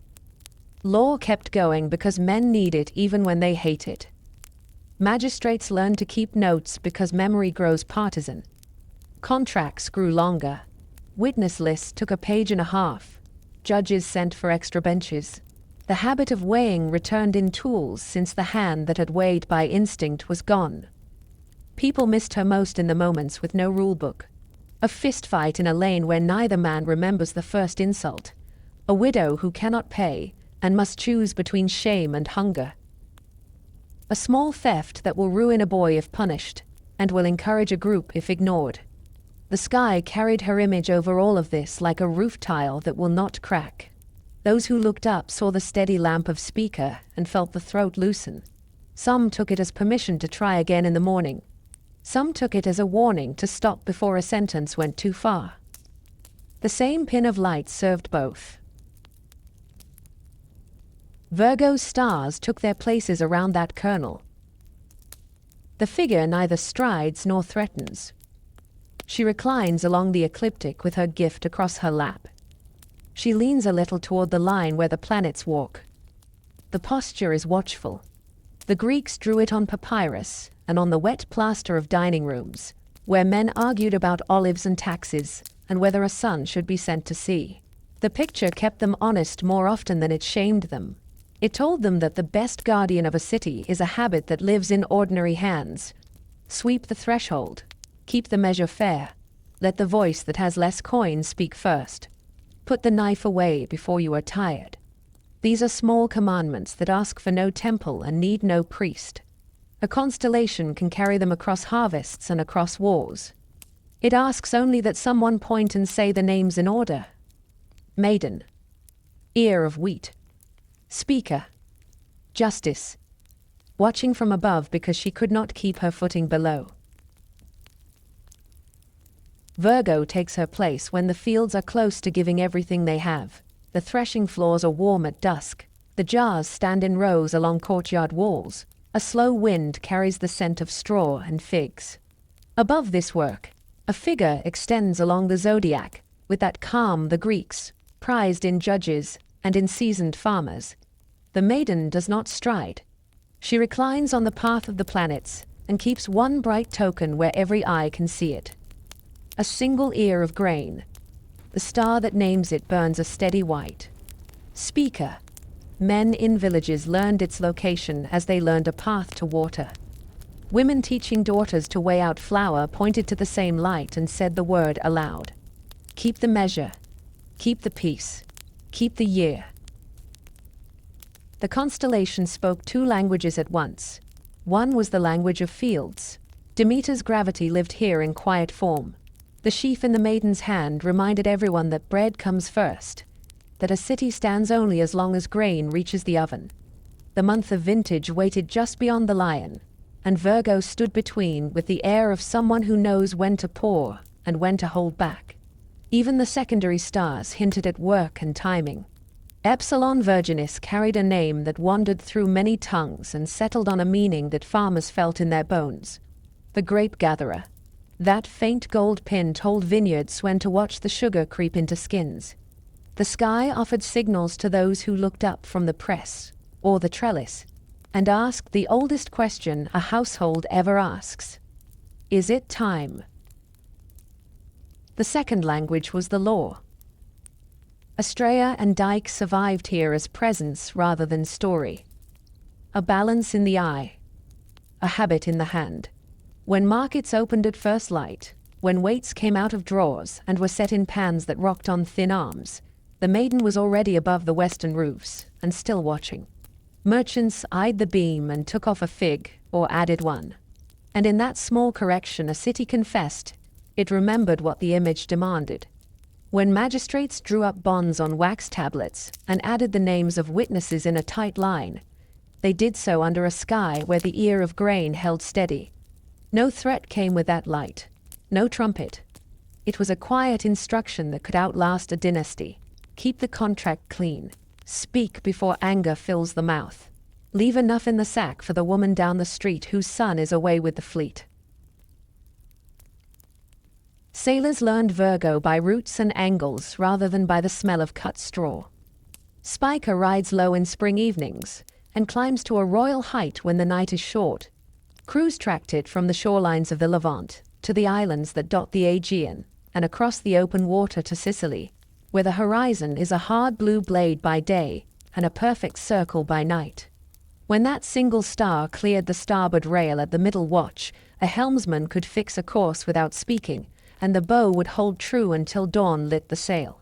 The star did more than guide. It trained the mind. To steer by one bright point is to accept that steadiness is a craft, that the hand on the tiller must trust a pattern the sea cannot change, that the shortest prayer at night is simply a name spoken once into the wind. The old keepers of the sky wrote Virgo into their ledgers with the pride of men who know they are preserving more than numbers. Hipparchus compared observations from earlier generations and found that the heavens were not fixed in the way everyone had believed. The equinox had shifted against the stars. Spica helped teach that lesson. It is a detail for astronomers, and yet it sits easily in the larger truth that the Greeks kept gathering under these figures. The world moves. The measure must move with it. If the point used to mark a season slides, then the wise man adjusts his calendar and his temper. He does not blame the field. He looks again and corrects his hand. Artists returned to the same lines for centuries and still found room to say something new. On a wall in a dining room, a painter set the maiden beside a table where two men leaned over accounts. Her gaze fell on the smaller pile of coins. In a mosaic near a bath, the sheaf glowed against a deep blue field, each grain marked with a small square of pale stone that caught water and made it shine. On coins struck in busy ports, the star alone appeared above a single ear. The message stripped to a sign understood from Antioch to Ostia. In every medium the figure remained composed. Even when sculptors placed scales over her wrist or a palm branch in her hand, the wheat never left her fingers. Food and fairness. The pairing said more about the stability of a state than any speech in a portico. Myths ran parallel to all this practice like a river beside a road. Some told of Erigone mourning her father Icarius, the wine-bearer of Dionysus, and hanging herself beneath a tree when the men who had killed him would not hear the truth. Her dog found the body. The gods set both in the sky, the girl as Virgo, the dog as a small star, near the foot of the greater constellations. The story gave the constellation a grief that farmers already knew by another path. Wine can be a gift and a danger. A city can fail to hear a just claim. The sky remembers the hearing that was refused. The maiden's calm carries that memory into each season without raising her voice. Temples and courts placed images of Virgo, where citizens could see them on ordinary days. The figure became part of the city's furniture, in the best sense. People passed under her lamp on their way to take out a loan, to swear an oath, to settle a fence, to ask for mercy for a son who had stolen olives that were not his. The conversations changed when that gaze was in the room. Men chose simpler words. They put their hands flat on the table, rather than folding them into fists. The same star above the roof joined these rooms together, street to street, district to district, until the whole city shared a sense that there is a right way to weigh out a measure after harvest, a right way to add a witness name to a bond. a right way to split a field when a brother dies without sons. There were nights when the air cleared back to the shape it takes, only after wind has rinsed it, and Virgo lay across the sky so plainly that even the tired could pick out her line. The ear of grain shone as if a coal had been pulled from the ash and held up. Children counted secondary stars and drew the figure in dust with a finger. Old men named the bright neighbors one by one and felt their chests ease in the naming. The constellation did not promise rain. It did not carry a prophecy about the fate of a fleet. It offered something more useful for most lives. A calm standard. A reminder to value the mundane rites that keep a household from drifting and a city from breaking. Sweep the doorway before you open for business. Share water at the well. Keep the weights true when no one is watching. When the maiden finally slid down into the west at the end of her season, the year had already shifted its tasks. The vintage pressed forward. The roads filled with carts and skins. Nights lengthened by an inch. In that change, there was no drama. There was the sense of a page turning in a book that has been read many times and still asks for careful attention. Virgo had done what her image was placed to do. She had borne witness over the work that feeds and over the words that bind, held the city's temper where it needed to be, and left a single bright grain burning above the roofs as the next labor came on.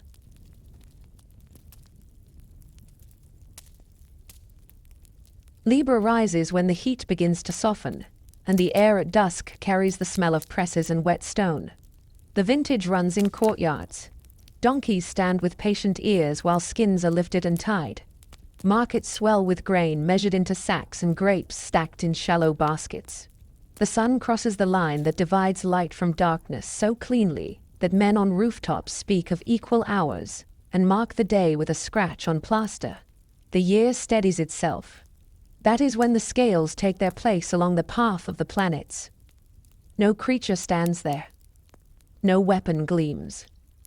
2 pans hang from a beam. A small device is given the honor of a sign. The sky speaks in plain terms. Measure this season. Balance the account. Give the day and the night the same respect.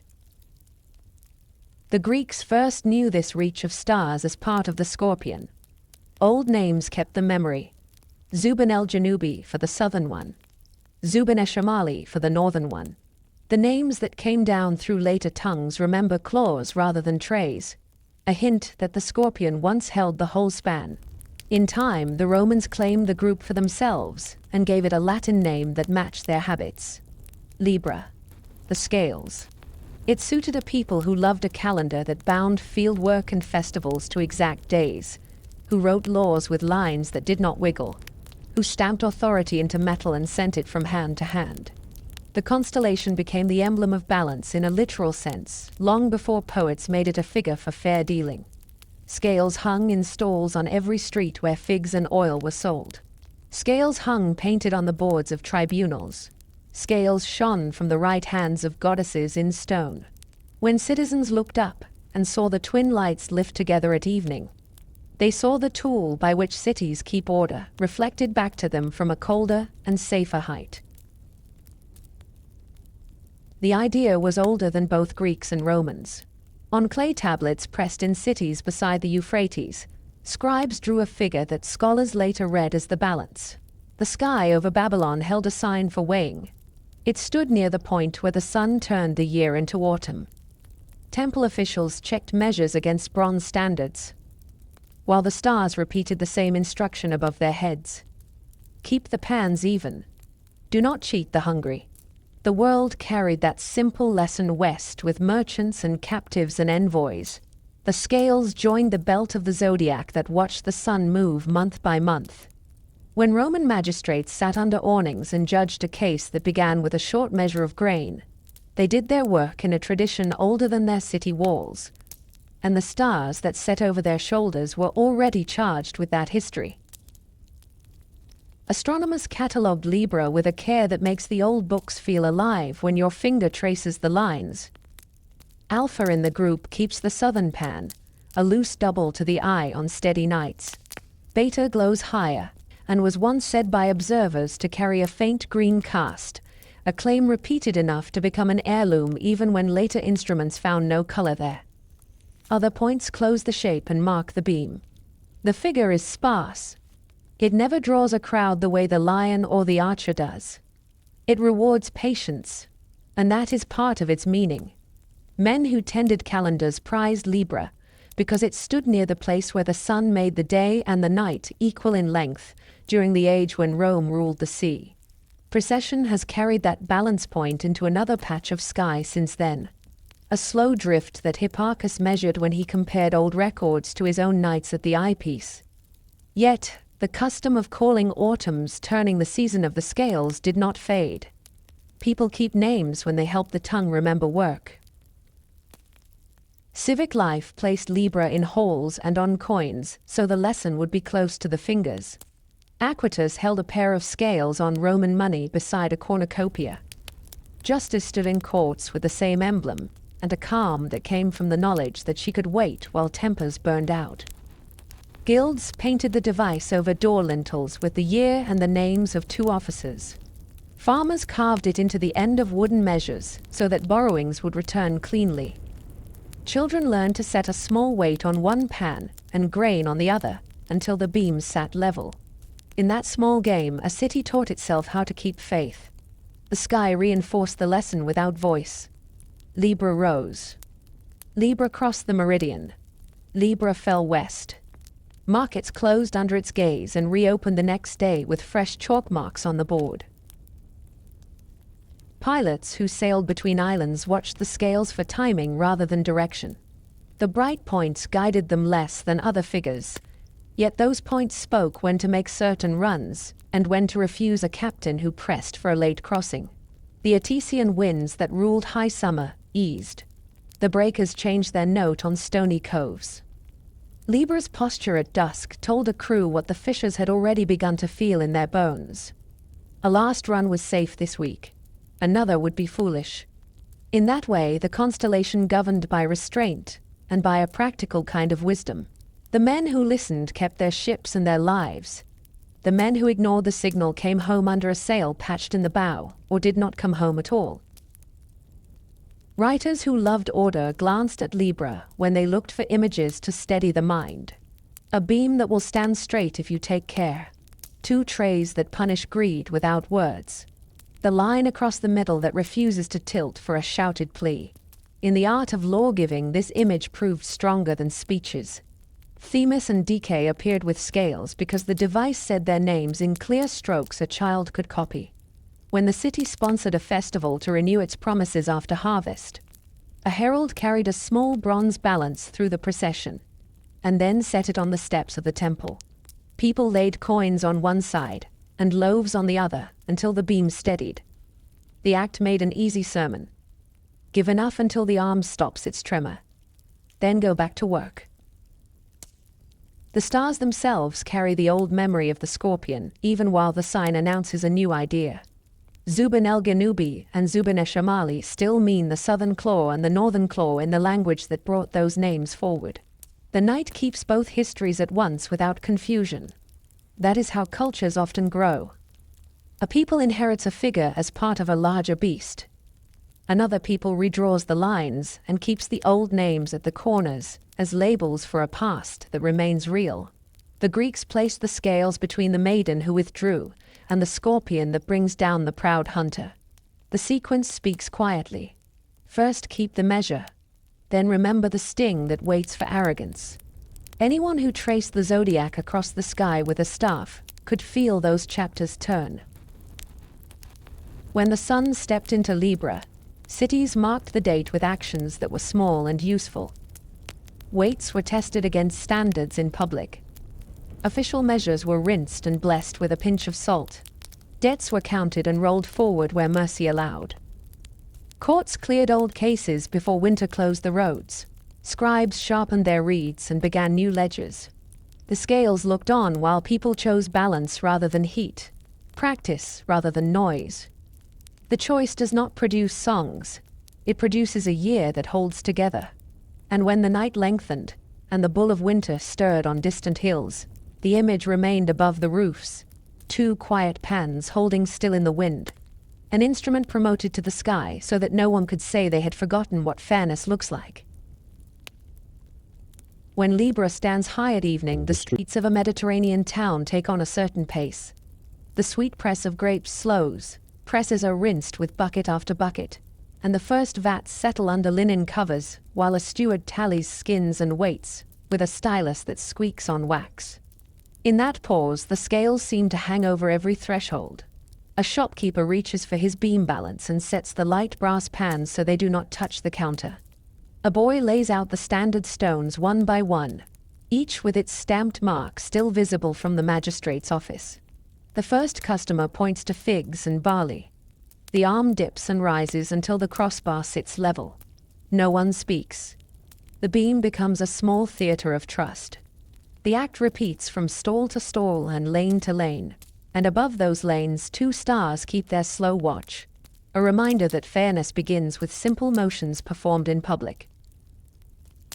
The constellation carries little ornament, a pair of bright points, a few lesser lights closing the figure, a spare geometry that suits the duty assigned to it. Mariners who knew every boast of Orion and every flashing jewel of the twins spoke of Libra as a quiet tool. When the northern star of the pair lifted clear of haze at dusk, pilots noted the angle of the yard and judged their window for coastwise runs before weather turned. When the southern lights slid down the rail toward morning, they marked a shift in wind and made decisions that saved timber and men. The scales gave no directions across the open sea. They urged timing. Those who understood timing prospered. Those who ignored it learned about patience from broken spars and torn canvas. On carved stones and bronze coins, the balance passed into millions of hands. Aquitas stood on Roman denarii with a set of scales and a horn of plenty, a message that law and provision walk together when a state is well governed. In forums across Italy and the provinces, a traveler could put his own small weight on a public mensa ponderaria and test a merchant's measure without fear of insult. Greek cities kept their metra in colonnades and marked them with priestly names, so the responsibility was clear. A figure of Themis or Dike presided in relief above many of these benches, the 2 pans resting from her fingers with a calm that steadied tempers. The scene taught more effectively than speeches. Bring your measure into the light. Let the arm decide. Accept the result. Go home with your grain and your temper intact. Astronomers, who loved the world for its regularities and its surprises, found in Libra a dependable marker for the season when the sun crossed the line of equal day and night in their age. They wrote down its position with pride, and then, in later generations, wrote down the difference with the same pride.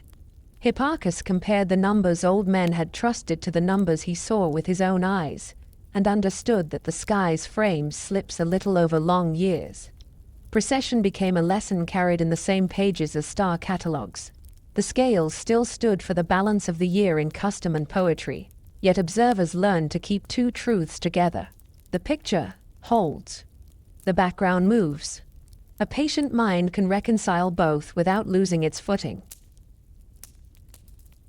In the hands of artists, the sign gathered meanings that citizens could recognize at a glance. On friezes, a magistrate raises one tray and lowers the other until they match. On painted panels carried in processions after harvest, a small bronze balance sits before the temple steps, while the crowd piles bread on one pan and coins on the other, until the beam steadies in air that smells of must and laurel. In private houses, the emblem appears above doorways where accounts are kept. A father lifts a child to touch the carved beam, so the lesson enters the body before it enters the mind. The gesture becomes habit. The habit becomes a custom that survives bad years and ambitious men. The older memory of claws never vanished. Names preserved it. Zuban Shamali and Zuban el-Janubi traveled through tongues and scripts, keeping a hint of the scorpion's reach, even as the figure in the textbooks became a separate instrument. This double history made sense to people who knew that city walls are built from stones taken from older walls. A figure can be cut free and given a new office. The memory of its earlier work remains in the language. A a faint echo that keeps the past within earshot. Storytellers in portico shade could point to the arc of autumn and recount both lineages in a single breath. First the creature that seizes, and then the device that weighs, a progression as clear as the turning of a page. Courts favored the sign when they wanted tempers to cool. On days when disputes about dowries, fields, and water rights crowded the docket, an usher set a small balance on the magistrate's table before the first case. He raised the beam so it caught light and then stepped back. Litigants watched the empty pans settle and, for a moment, recognized that the room had a center that did not belong to either party. Witnesses stood straighter. Scribes sharpened their reeds. The judge began. Hours later, the same beam still stood, a silent participant in the day's work. Few remembered it on leaving. Yet its presence had acted on the posture of bodies and the choice of words, which is often how order takes hold. When the vineyards finished, Libra remained as a marker for the labors that follow. Debts were counted and renegotiated. Weights and measures were rinsed and sealed for winter. Inventories of oil and grain were copied into new tablets with a fresh hand. Guilds audited their chests in the presence of the device that defined their trade. The master and the youngest apprentice, each placing a stone, the beam returning to center under 4 eyes. Rituals of this sort anchor a city's memory. They translate the image in the sky into actions that knit households to institutions and institutions to seasons. The scales overhead validated the scales on the table. The two sets answered each other like a call, and replies sung across a courtyard. Philosophers found a language in Libra that did not depend on metaphors stretched past their strength. A beam held true when the fulcrum sat square and the arms matched. A polity held true when its laws were legible and its judgments predictable. The best treatises hid in that simple relation. Teachers could stand with a pair of wooden pans before a group of students and let the device explain limits and proportion, while a single lamp threw the shadow of the beam on the wall. The lesson entered the hands first. Minds followed. As autumn slipped toward early winter, the constellation crossed the meridian at dusk and began its descent toward the western line. Roof tiles cooled, smoke from presses thinned. The long shouting of summer quieted into conversations carried at a walking pace. The scales did not cease their work when they sank. Their season's habits continued in ledgers and storehouses, and in the measured steps of men who had learned to keep the beam level when tired. In that continuity, you can feel why the ancients gave an instrument a place beside beasts and heroes. The year depends on fearless strength in some chapters. In others, it depends on steadiness performed without witnesses. Libra taught the second kind, and made sure the lesson was visible every time the sun came to the border between light and dark.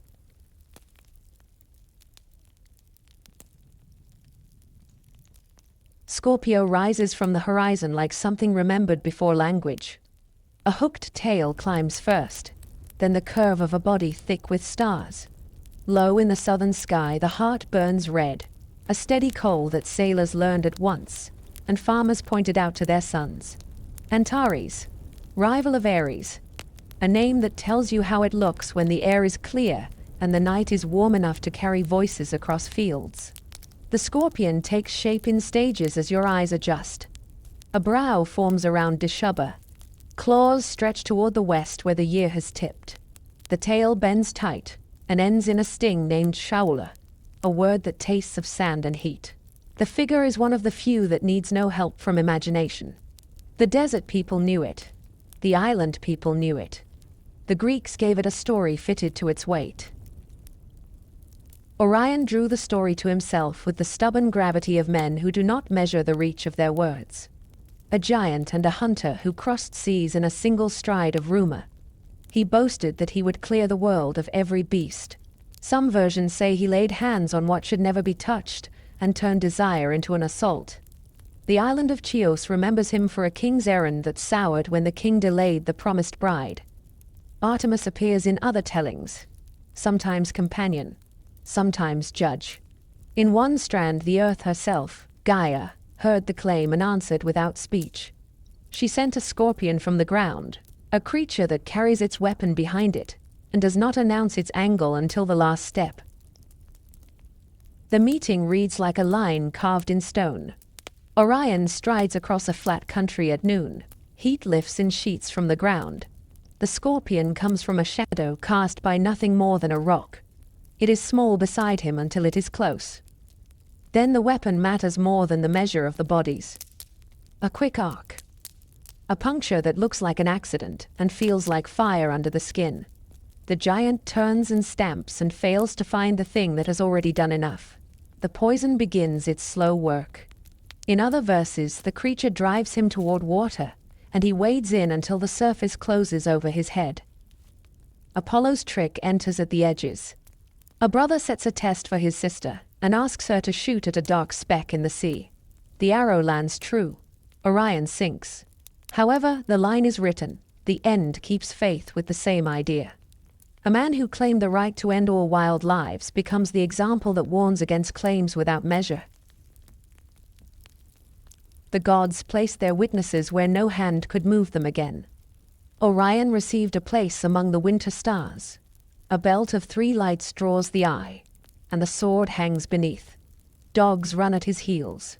He raises a club into darkness that needs no club. Far away across the river of the sky, the Scorpion takes the months he cannot take. One rises as the other flees. The old teachers pointed to that chase, as if it could cool a fever. Watch the horizon at dusk in late summer. The Scorpion lifts. Orion is gone. Watch again before dawn in winter. Orion stands bright at the zenith. The Scorpion has sunk. Their separation is a geometry of warning. Pride draws its answer from the ground. The answer waits patient and strikes when the hour returns. Antares holds the center with a color that feels ancient even when you are young. Around it, the Scorpion wears clusters like sparks shaken from a forge. The Ptolemy cluster, M7, spills a pale dust south of the tail. M6, the butterfly, lies nearby and opens like a hand. The names came later, but the sight is older than names. On clear nights, a shepherd far from lamps could read the weather in those smudges and feel less alone. Pilots knew the line that runs from the heart to the sting and used it to judge bearings when coasts went dark. The figure guides the body whether you believe in constellations or only in craft. A curve here, a halt there. The road from Antares to Shaula teaches memory by motion. It is enough to get you home across water you have crossed 100 times and still respect. Ancient mouths kept both versions of the quarrel. The one where Gaia sends the Scorpion because a man threatens the order of living things. The one where Artemis remembers her office and calls up a creature that can end what she will not forget. Apollo's arrow circles the pair like a gull that will not land. The point is not which god carried the message, but that the ground answered. A low instrument, a quiet instrument, an instrument that does not need sound. Rural altars bore small scorpions in relief for that reason. A house in the back country understands the danger of hands that forget themselves. A mother taught a child the shape in the sky and said 2 sentences to last a lifetime. Do not boast against the world. Do not mistake speed for safety. Scorpio owns the deep parts of summer where sleep grows light and dogs bark at nothing, and the countryside waits for a wind that will not come. In those hours, the red heart hangs over roofs and turns whole towns into listeners. Poets who cared for measure in lines liked the sign for the same reason magistrates liked Libra. It explains without ornaments. A body, a weapon, a jewel in which the smaller thing does not wander from its task. The counterstroke moves from ritual into habit through such images. Men who had grown careless with their strength stood in courtyards and traced the crooked line of the tail with a finger against the sky and felt their voices fall. Boys who counted the stars from a wall stopped at the stinger and counted again to be sure. The constellation did its work by being itself. The calendar folded the lesson into action when the Scorpion rode high. Harvest plans hardened into dates. Heat pushed cities toward evening courts. Roads emptied at noon and filled again at dusk. Vine leaves curled in the glare and then lifted when the dark brought breath back to the hills. The sign offered no omen for individual fates. It spoke to the whole. Keep to shade in the worst hours. Cut earlier than pride would like. Tie bundles with more care than last year because the air drinks sweat faster than water can replace it.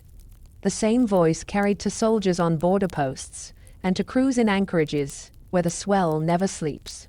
The figure told them to shorten the morning watch, to think twice before chasing a quarrel into the open country, to put the weight on prudence until the weather changed. So the Greeks let the scorpion hold its ground across from the hunter and kept telling the story in full light. The image traveled from vase to wall to coin to the sky above the speaker's head. It has never lost the edge that made it valuable. A creature drawn with economy. A sting that bends like a question you cannot refuse to answer. A red heart set at the center to remind the strong that the world contains forces that do not care who wears the crown or carries the club. The sign sits on the ecliptic, where the sun walks its yearly road, though the sun's stay is brief in these stars. Ancient observers who kept strict calendars gave the scorpion only a handful of days before the sun crossed into the serpent-bearer. The fact did not diminish the figure's presence.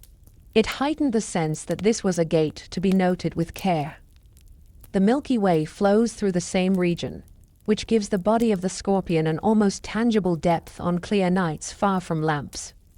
A child who sees that arc once from a black beach carries the shape forever and will find it again from a mountain ridge or a deck with the rails wet from dew. Scholars of star names liked Scorpio for the way it kept traces of older tongues. The Greeks spoke of Scorpios and wrote it in the lists of the Zodiac. Romans used Scorpius and drew the same body into their mosaics with tesserae, the color of wine and honey. Traders coming west carried Arabic names for the tail and the brow that would live on, even when alphabets changed. The habit of inheritance suited the figure. A creature that endures in dry ground and in heat, leaves the same impression on minds that travel. Greek and Roman artists carved scorpions on small stones used as seals or amulets. Soldiers wore them on rings struck in iron. Householders set them on oil lamps so that the last lights seen before sleep would belong to a shape that warns against careless hands and rash vows. Astrology in the Hellenistic schools placed Mars with the scorpion and taught that the sign carried power through fixed intensity. Philosophers who were more concerned with conduct than with fate borrowed the image without the rules. They spoke of the scorpion when they wanted to explain a kind of discipline that waits for the moment that matters and spends its force in a single clean use. The same lesson appears in small practical customs. Reapers who worked under Antares kept a tighter line when binding sheaves because the air drank sweat faster than wells could satisfy a throat. Captains shifted watches so the midday sun found fewer men on deck and found those men with water near at hand.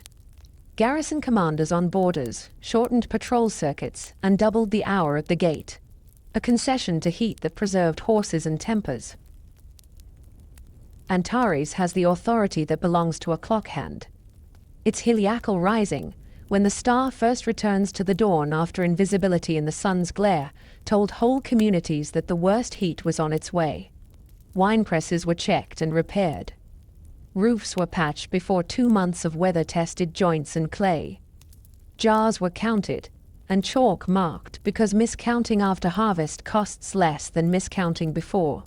The same pin of red taught sailors prudence in late-season ventures across long fetches of sea.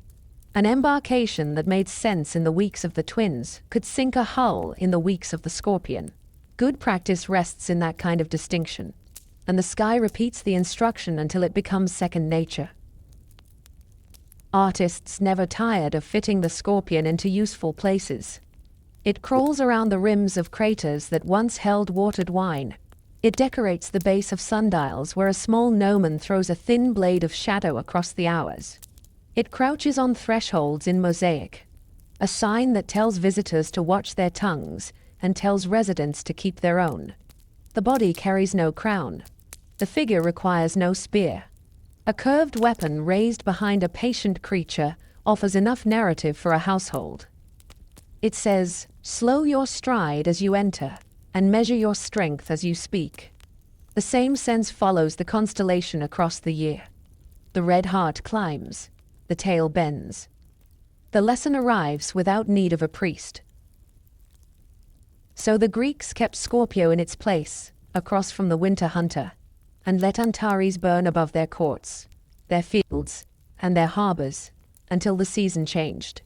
When the first hints of cool entered the air and the cicadas eased their chorus, the stinger drew down toward the line of the sea. Vines let go of their last sweetness. Roads filled with carts. The sky moved on to the sign that draws a bow. The scorpion left behind an afterimage in the eyes of anyone who had watched it night after night. A curve. A coal. A rule about claims and their limits written where no hand could erase it.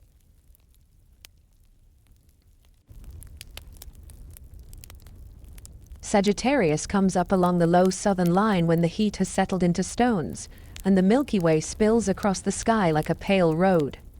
The eye finds a bow first, then an arm that draws the string, then a body that seems half man and half swift creature, planted in darkness with the poise of someone who knows where the arrow will land before the release. The arrow points toward the red lamp in the scorpion's breast. The whole scene reads as a single sentence written in light. An archer stands on the bank of the Star River and holds a threat at bay.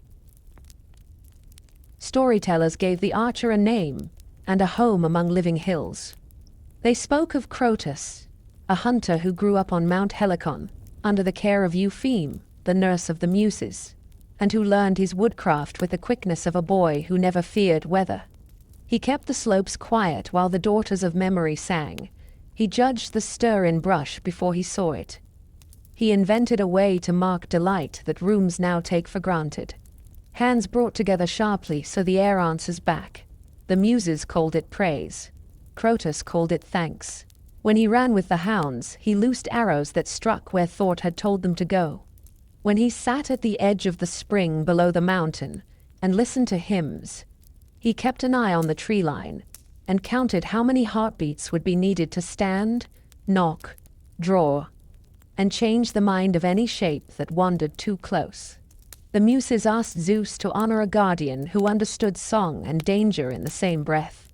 The god answered by fixing Crotus in the sky with a bow forever drawn, hooves or shaggy legs given by artists to show speed, a tail sometimes sketched with a rustic flourish that remembers his woodland blood.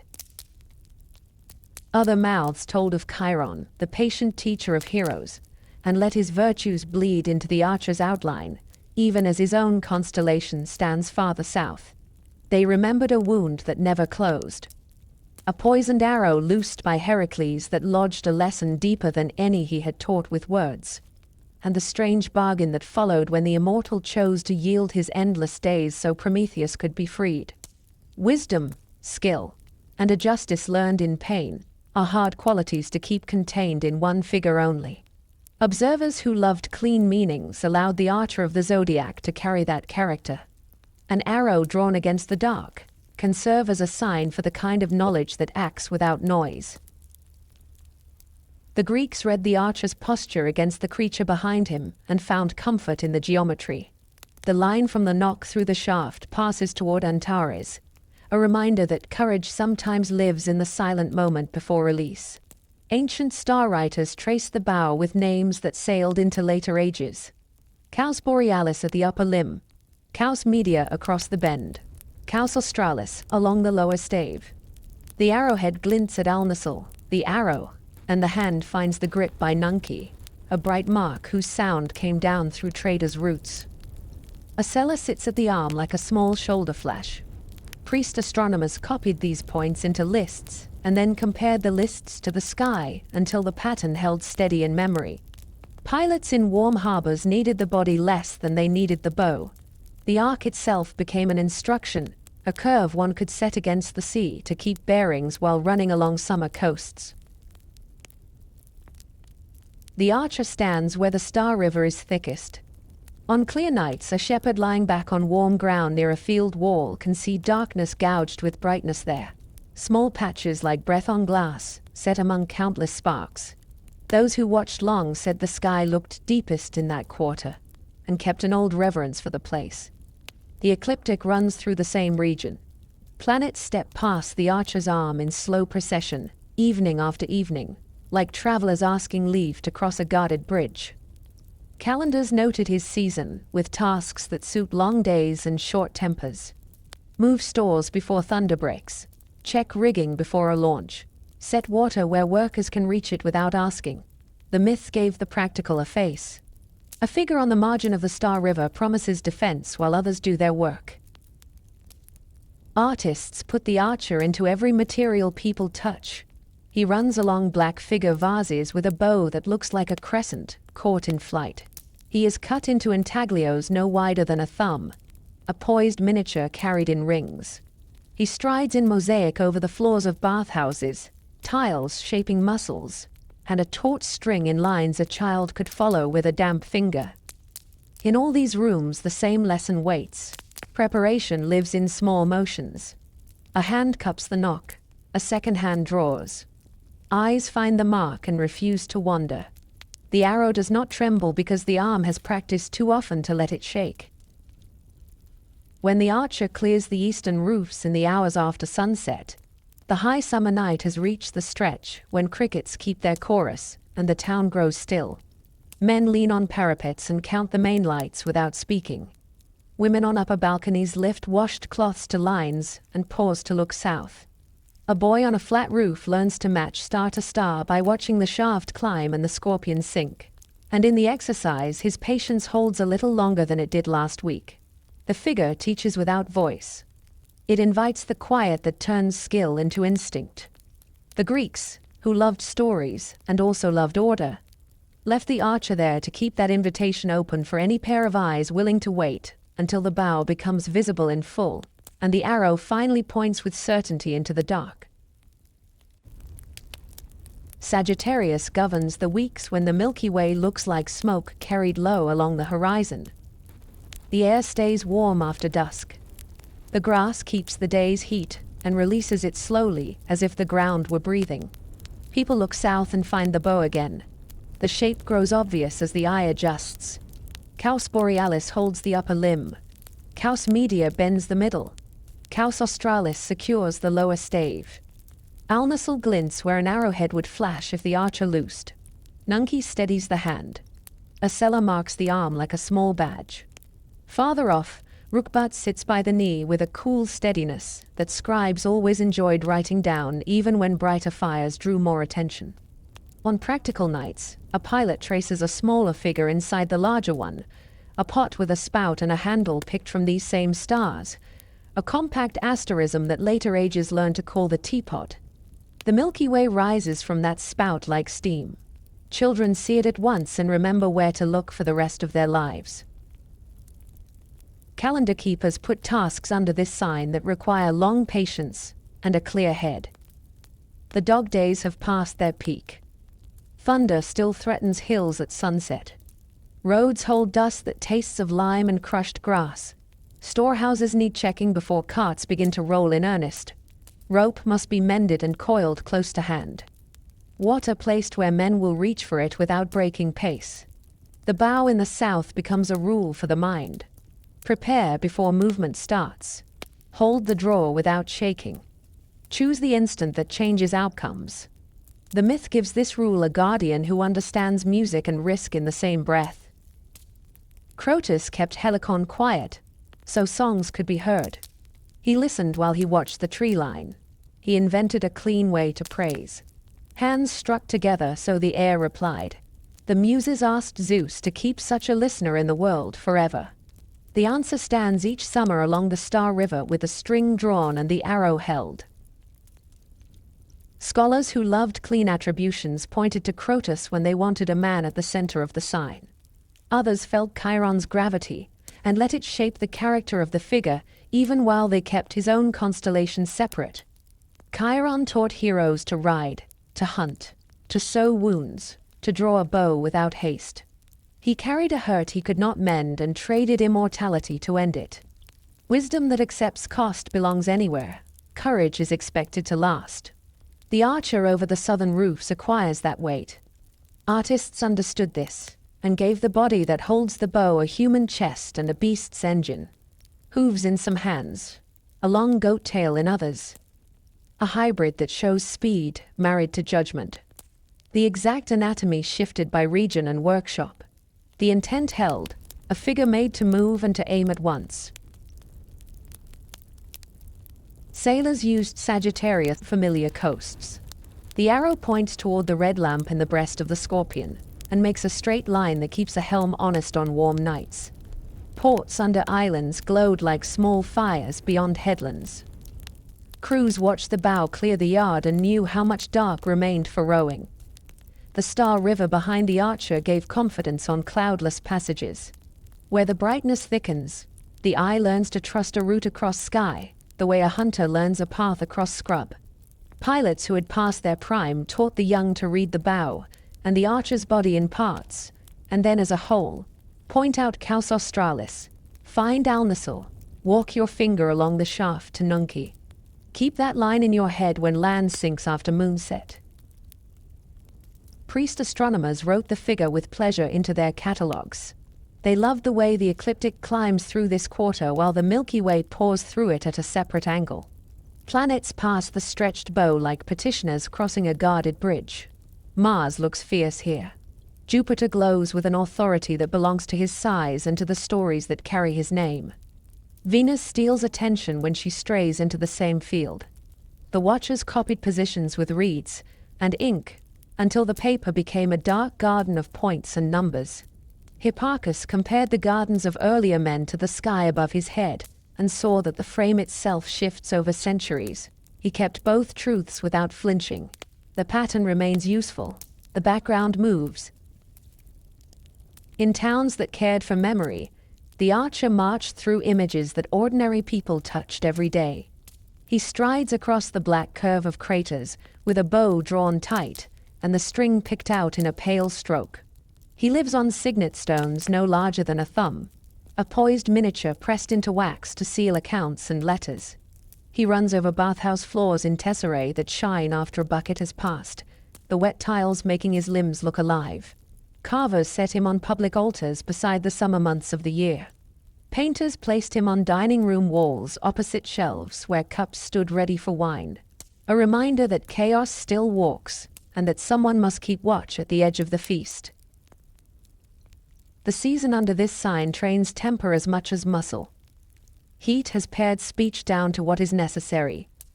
Work gets done because men pace themselves. The bow teaches the same economy. Lift. Anchor. Draw through the back. Let the shoulders carry the weight so the hand can remain calm. Do it again after a drink of water. The sky turning above a field of stubble makes these motions feel older than any one body. A boy learns to pull a short bow behind a sheepfold at dusk, and hears crickets as he concentrates on keeping his elbow high. A veteran who has set down weapons for years looks south from a roof, and feels his shoulder blades remember the line of a good shot. Neither speaks. The figure holds their attention until the arrowhead brightens and the scorpion's tail sinks another finger toward the west. Late at night, the Archer stands over the thickest star clouds anyone can see without an instrument. The darkness between those clouds reaches into a depth that unsettles even steady hearts. Philosophers like to let their voices trail off there. The world beyond the world showed itself in a form that demanded humility. The bow aimed into that region gives mortals something to do with their attention. It lends purpose to a view that otherwise swallows thought. You can count the stars along the shaft and feel small without feeling lost. You can place the arrowhead and trust that it will be there when you look again next year. A pattern whose parts have names steadies a mind when summer has run long and fatigue makes edges blur. When the Archer begins his slide toward the west, a city has already changed its rhythm. Presses run by torchlight. Teams load carts before sunrise. Householders check shutters against sudden winds. In ports, ropes thicken over bollards, as if harbors gathered their own muscles for weather to come. Sagittarius remains above the southern roofline while these motions repeat. The sign carries no crown. It offers a craft. Across fields, across water, across rooms with low lamps, people read the same lesson, in the same posture. Preparation, in quiet. Attention held. Release, when the mark is sure.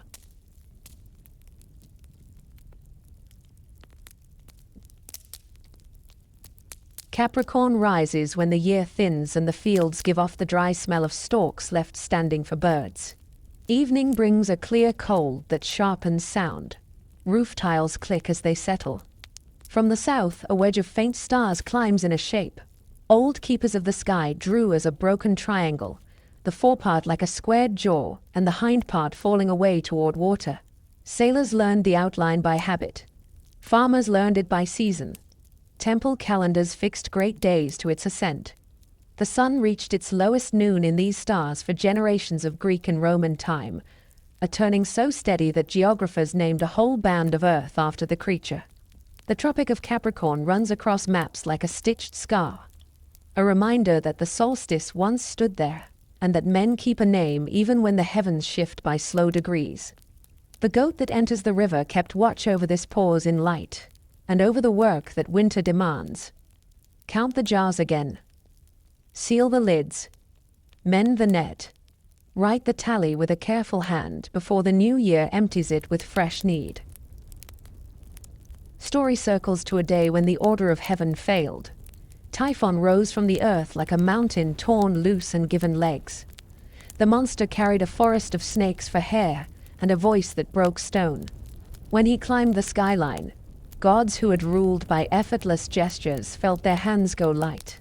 Olympus emptied in a rush. To save their lives and scatter their tracks, the immortals changed their forms as they ran.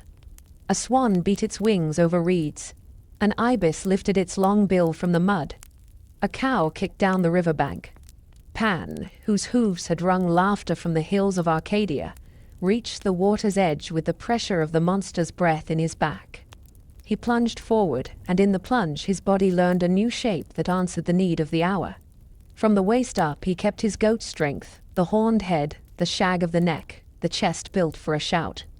From the waist down he learned the river's craft. A tail scaled and quick, a swimmer's engine, a line through the current that left no wake.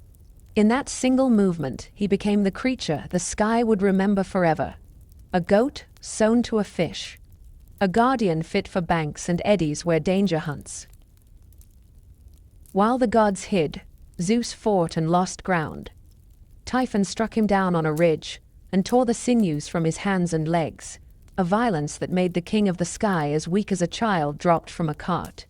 The monster hid those tendons in a cave on Cilician shores and set a guard with a head full of serpents. The story in this part turns on a small figure who refuses to be counted out of the main work. Igipan Goatpan moved through reeds and over shoals with a thief's quiet, and found the cavern by the smell of salt and snakes. Hermes, who knew every trick and every door that opens when a password is spoken softly enough, joined him. Between them, they brought the guarded packet out into daylight, quick as a kingfisher's strike. Zeus fitted the sinews back into wrist and heel, and rose with a voice that sent Typhon into a long flight toward Etna. Lightning finished what cunning began. In the peace that followed, Zeus set the goatfish among the stars to honor a courage. No banquet song was meant to catch a rescue made by water sense, and by a body that had learned, without complaint, to wear two elements at once. Older memories cling to the same outline. The figure on Babylonian tablets is Suhur-Mashu, the goatfish, pressed into clay in the age when scribes wrote the year as a braid of seasons, and the sky as a round tablet with wedges for signs. Traders carried that beast west with their weights and their god names, and the Greeks gave the old image fresh work in a crisis they could recite at the hearth. The Romans then let the sea goat keep his place at the hinge of winter, and peopled the month with rites to Saturn, god of sowing and stored grain, green boughs in the forum, and open hands at the tables of the poor. In houses hung with ivy, children learned to point out the low wedge of Capricorn, and say the word that binds story to season. Turning. Men of figures recorded the solstice against the same group, even after Hipparchus proved that the equinoxes and solstices creep along the ecliptic through the centuries. Names held because names carry habits. Habits held because they keep granaries from lying, and ships from leaving in a foolish wind. The sea goat stars have a spare grammar that trained eyes enjoy. At the tail shines Deneb al-Gadi, the tail of the goat, a steady white that marks the hind edge where the imagined body sinks into dark. Near the head stands Al-Jadi, a double head stands Al-Jadi, a double to the naked eye on very clear nights, 2 points, grazing close, like a pair of horns, set side by side. Along the upper line glows Dabi, the butcher, a name that wanders through tongues and suits a season when households cull herds for winter meat. Nashira hangs on the back with a quiet light. Later lists call it the bringer of good news, a sound borrowed from traders' speech that pleases listeners, even when scholars shake their heads at the exact path of the word. The figure is faint. It rewards patience. Children learn it by first finding the bright water bird to the west and the square with wings above, then slipping down to the goat whose hindquarters are already in the river. Once seen, it becomes a companion of long nights, a modest sign that does the work of marking hours without demanding a crowd. Another thread binds the goat to a story of care given in secret. When Zeus was a hidden infant on Crete, a goat called Amalthea fed him with her milk while the Curetes beat their shields to drown his cries. One day he grabbed at her horn in play and snapped it. The gods set a charm on the broken thing and made it the cornucopia, a horn that pours grain, apples, and wine without end. Greek images place that horn in many hands, Tyche in cities, Demeter in fields, yet the memory of the goat remains in the shape of the constellation that rules the stores at year's end. The line from the cave on Ida to the wedge of winter sky is short once you see it. Care breeds abundance. Abundance needs guarding. A creature that can graze a cliff in summer and swim a flood in autumn is a fitting emblem for that duty. Capricorn's place along the sun's road gave it a governance beyond a single tale. When the sun entered the goat, households took stock and crowned a few days with license and gifts during Saturn's feast. Then the plain work resumed. Oils were counted, ledgers closed and opened. Nets were laid out of the wind to dry, their knots stiff with salt. Shepherds checked low stone walls for gaps before lambing. In harbors, skippers looked south, where the sea-goat kept his steady station, and measured 2 things at once: the time of year and the mind they would need to cross it. The sign speaks in a tone people trust when years run lean. Endure. Prepare. Change shape when the river leaves its banks. Hold to the rock when it falls again within its bed. So the Greeks let the sea-goat keep the low corner of the sky, where water meets earth, and where the year decides to turn. The figure carries no spear. It carries a lesson about survival that travels well from clay ledger to temple frieze to a pilot's night watch. A goat that learned to swim brought sinews back to the hand that throws thunder. The image preserves that fact without embroidery. On rooftops stamped with frost or in courtyards washed after a storm, eyes find the spare triangle and the faint tail star, and remember how rescue can come from a quick mind and a body willing to learn a second element when the first one fails. Capricorn rules the hours when breath shows in doorways and the first frost bites the edge of a cistern. The sign rises in a clean sky that makes small sounds travel. A cart axle speaks all the way down a lane. A dog shakes once and the collar rings like metal. This is the portion of the year that people mark with instruments as well as with stories. A priest stands beside a gnomon at noon. The shadow stretches to its longest point on the paving. Chalk fixes the reach with a straight line. Tomorrow the mark will be shorter by a finger. The turn has begun. Calendars kept in temple rooms take a fresh column. Account boards in houses take a new tally. Men check jars in cool rooms and count again. Oil, grain, salted meat, wine left to carry a month. The sun sits low at noon. The day releases light carefully. The night gathers it again with open hands. The sky helps the hand that measures. Near the goat there is a small cluster that looks like breath on glass. In very dark air, it is easy to mistake for a blurred star. It is a ball of ancient suns bound like bees on a branch. Later books call it Messiah 30. Shepherds learn it by feel before they know its catalog name. When the night is sharp and dry, the cluster shows a bright core. When haze lies low, it dissolves. The difference tells a watcher more about weather than any boast. Many of the goat's points please the eye of a reader who loves doubles. The foremost horn is 2 stars set in a wide pair. The butcher star near the back has companions as well. The tail light is steady on most nights, and then, without warning, fades by a small step when a dark body moves across it. A quiet eclipse that repeats through a cycle most men will never count. These are details for those who sit long with the cold. They are also a grammar that steadies a mind in months when fields lie bare and work uses patience more than strength. City life folds the same steadiness into custom. The Romans kept a week of festal ease as the sun reached its low place. Saturnalia. Doors open. Masters exchange seats with servants. Dice rattle in public. Cooks carry platters through streets stacked with loaves and pork and greens. Children shout a single greeting at strangers and are answered with a gift. The old cry carries through courtyards and markets. Io Saturnalia. Laurel hangs over lintels with colored wool.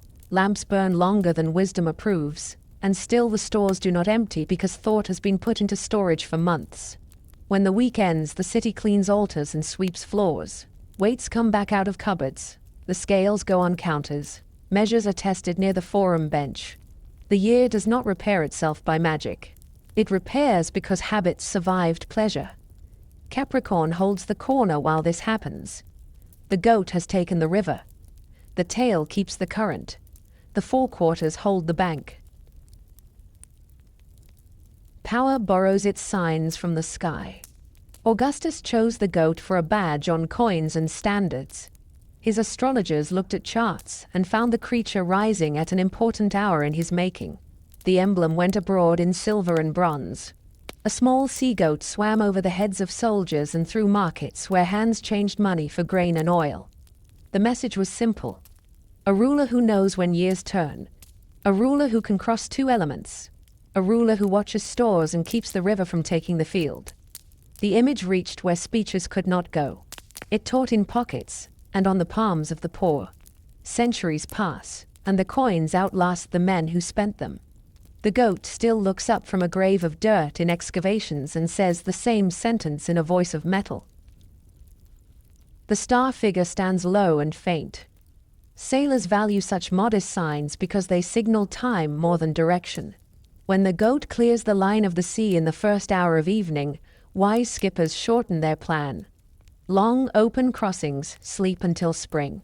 Crews throw extra lashings over cargo and check oar thongs twice before dark. The Etesian winds have given up the field. Now come blows from quarter and calm days that trap a hull among swells. Pilots learn routes that creep along shore and add harbors to the map of a week. In that craft, the sea goat becomes the friend ships keep for years. A small wedge over the rail. A message that says wait or move in short steps. A lamp at the edge of caution. Houses inland read the same message in other work.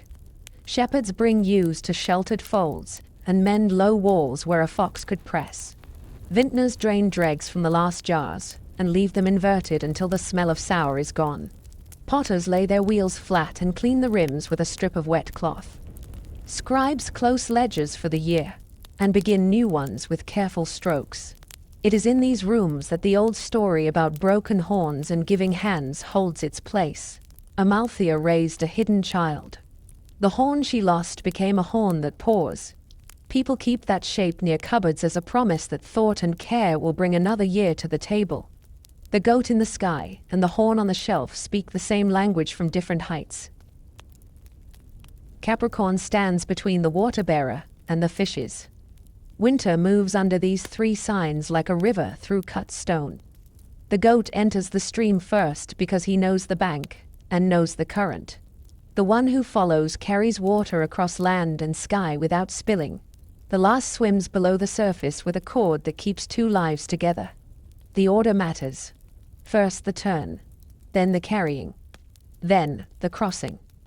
Greek eyes learned those chapters as children learn the turns of a well-worn path near home. The sky was an atlas and a manual.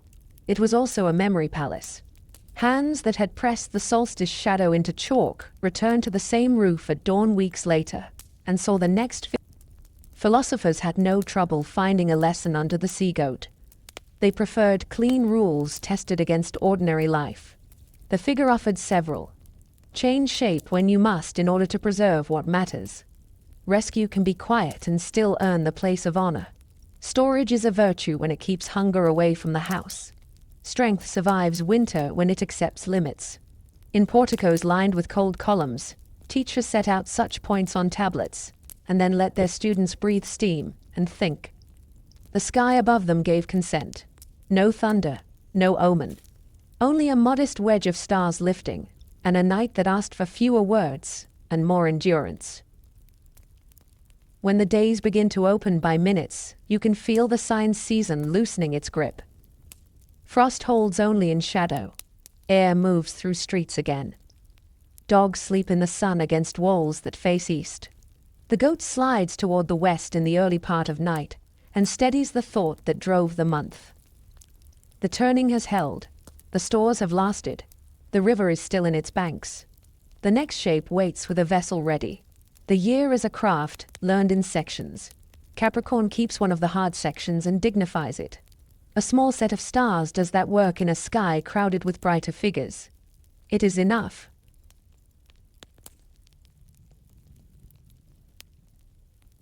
Aquarius begins on a slope of Mount Ida, where the grass stays soft even in late summer, and a boy watches sheep with the patience of someone who hears more than he says. The boy is Ganymede, son of Tros, the founder of Troy, a child whose beauty moves through the countryside like a rumor that does not fade with distance. He walks barefoot along the ridge and carries a staff cut that morning from a young ash. Dogs lope at his heels and stop when he stops, as if they understand that their master can read the wind by listening to the flight of a bee. The sky is a blue that seems to promise mercy. He looks up with the unguarded gaze of someone who has not yet learned that the gods prefer surprise. Zeus sees him from a height that makes kingdoms look like coins. Desire does what it always does in these stories. It rewrites the rules in a stroke and expects the world to keep up. The king of the sky chooses a shape that will not alarm a shepherd until it is too late. He becomes an eagle that can dive without a sound. The hawks over Ida know this bird, and give way when its shadow cuts the slope. The air smells of thyme and sheep. Ganymede squints into the sun because the light seems to fold and then darken as if a cloud had arrived without warning. Wings gather the boy from the ground with a grip under the arms that lifts and does not let go. Staff and sandals fall into the grass. Dogs rear and bark and then grow small as the world pulls away beneath him. The flight is a long thought spoken slowly. The boy does not cry out. He stares at the feathers as if the mind can understand pain by counting the small things that carry it. Fields turn into a patchwork. Rivers turn into threads. The sea lifts like a metal plate held at a tilt. Ganymede feels what every mortal feels when the distance between earth and sky changes with a speed that makes the stomach argue with the head. Fear and awe take turns in the space behind his ribs. He has time to notice the strength in the bird's neck and the steady beat of the wings. He has time to understand that he has left the world he knows with no road back. Olympus meets him without gates or guards. The mountain is a place where weather waits to be told what to do. Columns shine as if washed in rain. Marble floors drink sunlight and give it back as a gentle glow underfoot. The gods look up from their cups when the eagle enters a hall that smells of resin and crushed mint. The bird sets the boy on his feet, and the boy sways once and stands. Zeus stands before him with eyes that carry the same threat and promise as a storm that has chosen a valley.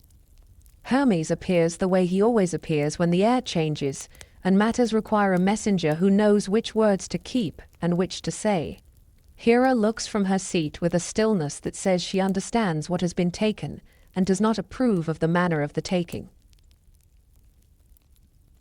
Ganymede learns what it means to serve immortals. He is given a basin of water that smells of laurel. He washes the hands of gods who do not age. He carries a jug of nectar that shines like the inside of a shell. He pours with emotion so calm that even Aries lowers his voice when the boy passes. He replaces Hebe in some tellings, or serves beside her in others. A detail that changes with the singer yet never alters the sight that mattered to the ancients. A mortal child moving among divine chairs with a vessel that never empties and a face that never shows fear. The cup he lifts is the same cup that will become a stream of light in the sky. The posture he learns in the hall is the posture the constellation holds forever. The world below asks for an answer. A king in Dardania counts the days and does not see his son return with the flock. Tro stands at the edge of a field at sundown and watches the dogs arrive alone. The cry that leaves his mouth is the cry every parent knows in the moment before facts arrive. Zeus does not leave the wound open. He sends Hermes with gifts to soften the blow. Horses that can run over sea foam without sinking. A golden vine that coils like a living thing and bears fruit in season. Versions differ on the exact token, which is how memory works when pain is old. The point survives. The father receives proof that his loss has been honored by a power he cannot refuse. He bows his head and keeps his place among men who have learned that grief does not end when it is paid for. It learns to sit at the table without speaking. Time turns the boy into a sign. The Greeks do not forget the manner of the ascent. They do not forget that rain rules the life of fields. They let the two truths meet. Aquarius becomes a youth who pours water from a jar into a river that already knows where it is going. When the sun walks this section of the ecliptic in winter months, wet storms cross the islands and the mainland breathes again. Sailors mark the season when the jars in the sky seem to spill and call it useful. Farmers watch channels fill and take the pulse of the year in the sound of water moving through dry stone. In some places, tellers braid this figure with older memory of floods, Deucalion and Pyrrha on a raft, after a world made new. The pairing is natural. A figure who pours, a world that needs pouring. Painters give the youth a profile that could belong to any shepherd from Ida and set a plain jar in his hands.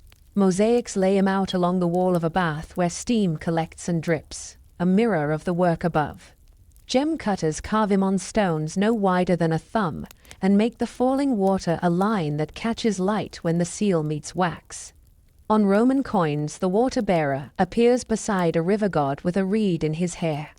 A conversation between sky and ground carried on in metal. In every medium, one thing holds. The jar empties in a clean stream that never runs dry. The figure pours as if the arm cannot tire. The stars that carry his shape keep a quiet brightness that suits the story. The luck of kings sits near his brow in a name that wandered west from older speech. Sadal Melik, the lucky one of the king. A wider fortune rests in another light at the shoulder called Sadal Sud, the luckiest of the lucky. A sound that pleases sailors who find it high on windless nights. Lower along the stream lies Sadak Bia, the lucky star of tents, a name that speaks of shelter raised against sudden weather. A quick shower of meteors arrives from the same region each year in late summer, when most men are too hot to sleep, and so see the brief lines sketch the dark without warning. Eta Aquarii gives that shower its mark in later books. The ancients only said that the night was busy, and that wishes came easily to the mouth in hours like those. Hera's anger never leaves the story. She watches the boy pour for her husband, and holds the cup in her hand with the steadiness of a queen who knows that dignity can be a weapon. The poets let her words fall in short lines that carry more ice than heat. The tale turns in small ways over centuries. Sometimes the marriage bed of Zeus suffers another wound. Sometimes the queen grows in wisdom and allows the boy to stand, if not in favor, then within the circle of the possible. The constellation does not judge. It remembers. It preserves an image that has power even when the details shift. A youth who rose from a hillside and brought rain to a dry world by lifting a single vessel again and again without spilling. When the figure stands high at night above winter courtyards, You can hear the sound of water from cisterns and gutters, and the trickle-down channels cut through stone in the age before your grandfather's grandfather. Women set bowls along walls to catch drips that will cool the house by day. Men pull cloaks tighter and speak of hills greening in a week if the wind holds. The children of the city trace the line of the falling stream. The children of the city trace the line of the falling stream with a finger and try to guess where the river below and the river above meet. The answer is easy for them. Everywhere. The cup never empties. The arm never tires. The sky keeps faith with the work that life asks for in this part of the year. Aquarius holds a long tract of sky, the old teachers nicknamed the sea. Fishes swim there. A river runs there. A whale lifts its back there. The water-bearer stands among these neighbors and tips his vessel so a ribbon of faint stars runs away from his hands. The stream descends toward the southern fish, where a single white fire waits like an open mouth. Fomalhaut shines there with the authority of a first-magnitude lamp, and gathers the falling water as if the heavens had arranged a meeting between a cup and a thirst. Children learn the trick once and keep it for life. Find the jar. Follow the zigzag that spills from it. Let your finger drift until it touches the solitary bright star that sailors use to steady their course over warm seas. A picture becomes a path, and the path teaches the sky. The jar itself forms a small pattern inside the larger figure. 4 stars mark its rim and throat in a shape that looks like a fork held upright. Gamma, Zeta, Eta, and Pi Aquarii set the points. Ancient lists give one of them a name that leaves no doubt about its duty. Hydor, water. From that little cup the flow begins. A chain of dim lights that takes patience. The bearer's leg holds a clearer marker. Delta Aquarii gleams with a name that sounds like bone and gate. Scat, leg. A star you can count on when haze erases the fainter stream, and you need to regain your place. Farther along the figure, the eye finds other steady lamps that watch over the shoulder and back. Each has carried the luck names that came west with traders from an older world. Those names are household charms whispered aloud as families move across flat roofs to sleep in cool air while winter rain knocks on channels below. This sign reached Greece already old. On tablets pressed beside the lower courses of the Euphrates, a great figure stands with a jar and pours water that becomes the rivers of a country. The scribes called him the Great One. In their speech he stood with Ea, Lord of wisdom and the deep. The water was not an ornament, it was law. It arrived in season and made cities possible. The image traveled with weights and wine and tall stories. It met new mountains and a different sea. The jar remained a jar. The stream remained a stream. Greek mouths changed the divine name and gave the bearer a history that suited a shepherd kingdom and a high court on Olympus. The older memory still shows through like a sketch under paint. A man holds a vessel, and the world receives what it needs. Mediterranean weather gave the figure a second authority. When the sun passed these stars, rains crossed islands and peninsulas from the west, heavy storms in some years, and gentle soakings in others. Farmers opened sluices cut in dry stone, and watched channels wake with a sound the heart never forgets. Cisterns filled. Caves breathed damp air. Olive roots drank until trunks held a coolness that would last through spring. The season had signs on the ground to match the signs above. Broad gutters along roofs began speaking at once in the dark. Steps grew slick. Markets closed a little earlier because wood smokes poorly in blowing rain. Priests climbed their shrines and poured water in thin lines across altar corners to seal the New Year's luck. The sky poured. The hand poured. The gesture linked temple, field, and chart. Astronomers who lived for details recorded Aquarius with affection because it demanded effort. No blaze draws you in. The figure rewards the trained eye. They wrote that the constellation belongs to the larger set, first written down by Ptolemy, with a pride that scholars still feel when lists survive wars and bad kings. They mapped the crooked thread of the stream. They set down the jar stars in the right order so a boy on a roof could fit the pattern without argument. They noticed that a distant cluster sits inside the lines like a puff of breath on a window. On fine nights, it is a grainy pearl. On dull nights, it disappears. They learn to expect swift visitors from this quarter. In the heat of late July, long before midnight, faint streaks begin to arrive from the tract near the water-bearer's leg and jaw. The southern delta Aquariids send those lines. Old men who never learned the parent comet still taught children to watch from dark beaches where the sea makes its own steady music. Artists placed the youth with his vessel in rooms that always needed water. Bathhouses set him in mosaic where steam collects. He strides along a wall with a jar that never empties while attendants carry real amphorae past his tile feet. Houses hung with winter greens set him over basins in courtyards. The painted stream looks as if it could fall into the real pool that catches rain from the roof. On coins he stands beside river gods with reeds in their hair, their hands out to receive the sky's gift. Parchment calendars copy him into the months when jars are checked for cracks and springs run loud in gullies that were dust in high summer. A city reads itself in such images and keeps customs that reach the stomach before they reach the ear. Draw water early. Share with a neighbor whose cistern sits low. Carry a cup up the stair to the old man who cannot take the slope in rain. Sailors borrowed the sign for timing. The bearers of cargo knew the weeks when the west would send long bands of cloud and a sea knocked into short, steep waves that break oars and patience. They watched the jar lift over the eastern line after dusk and counted nights until the first strong gale of the season. They shifted voyages from open water to coasting runs. They tightened lashings and accepted the smaller profits that come with prudence. A helmsman who had lost friends did not need omens to tell him what weather does in these months. He wanted a picture that answered the ache in his stomach with a rule he could follow. The jar pouring into the fish gave him that rule whenever the watch called out the figure's rise. The myth tied to the figure never hardened into a single lesson, which is why it kept authority. It told of a boy taken up and given a vessel that never runs dry. It told of rain that arrives when the land goes quiet under bare vines. It told of a father who receives gifts he had not asked for and learns to live with a new kind of memory.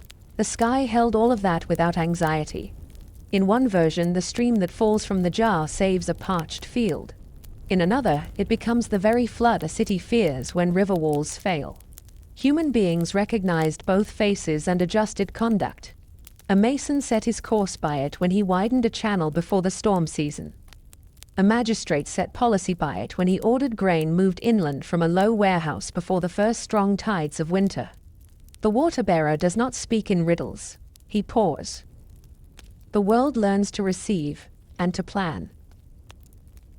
When Aquarius climbs to the meridian on a clear night in the heart of winter, the towns below offer small signs that the figure has done its work. Laundry hung at midday dries by lamplight, because the air holds chill and damp. Hearths burn lower so smoke will not hang heavy under roof beams. In the dark, a child counts the bright stars at the rim of the jar and traces the crooked stream as far as little eyes can see. The mother finishes a cup and listens to water move, in a runnel behind the house. The father checks a roof pot along the parapet, and tips it so the basin will not overflow. Above them, the youth continues his motion with the patience that only the sky can manage. One steady arm, one shining cup, a duty that keeps it shaped through storms and years.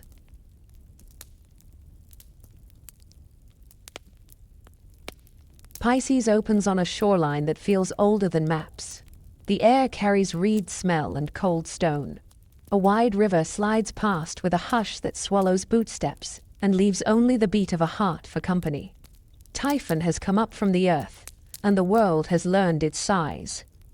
Hills shake, temples shed powder, forests bow without wind.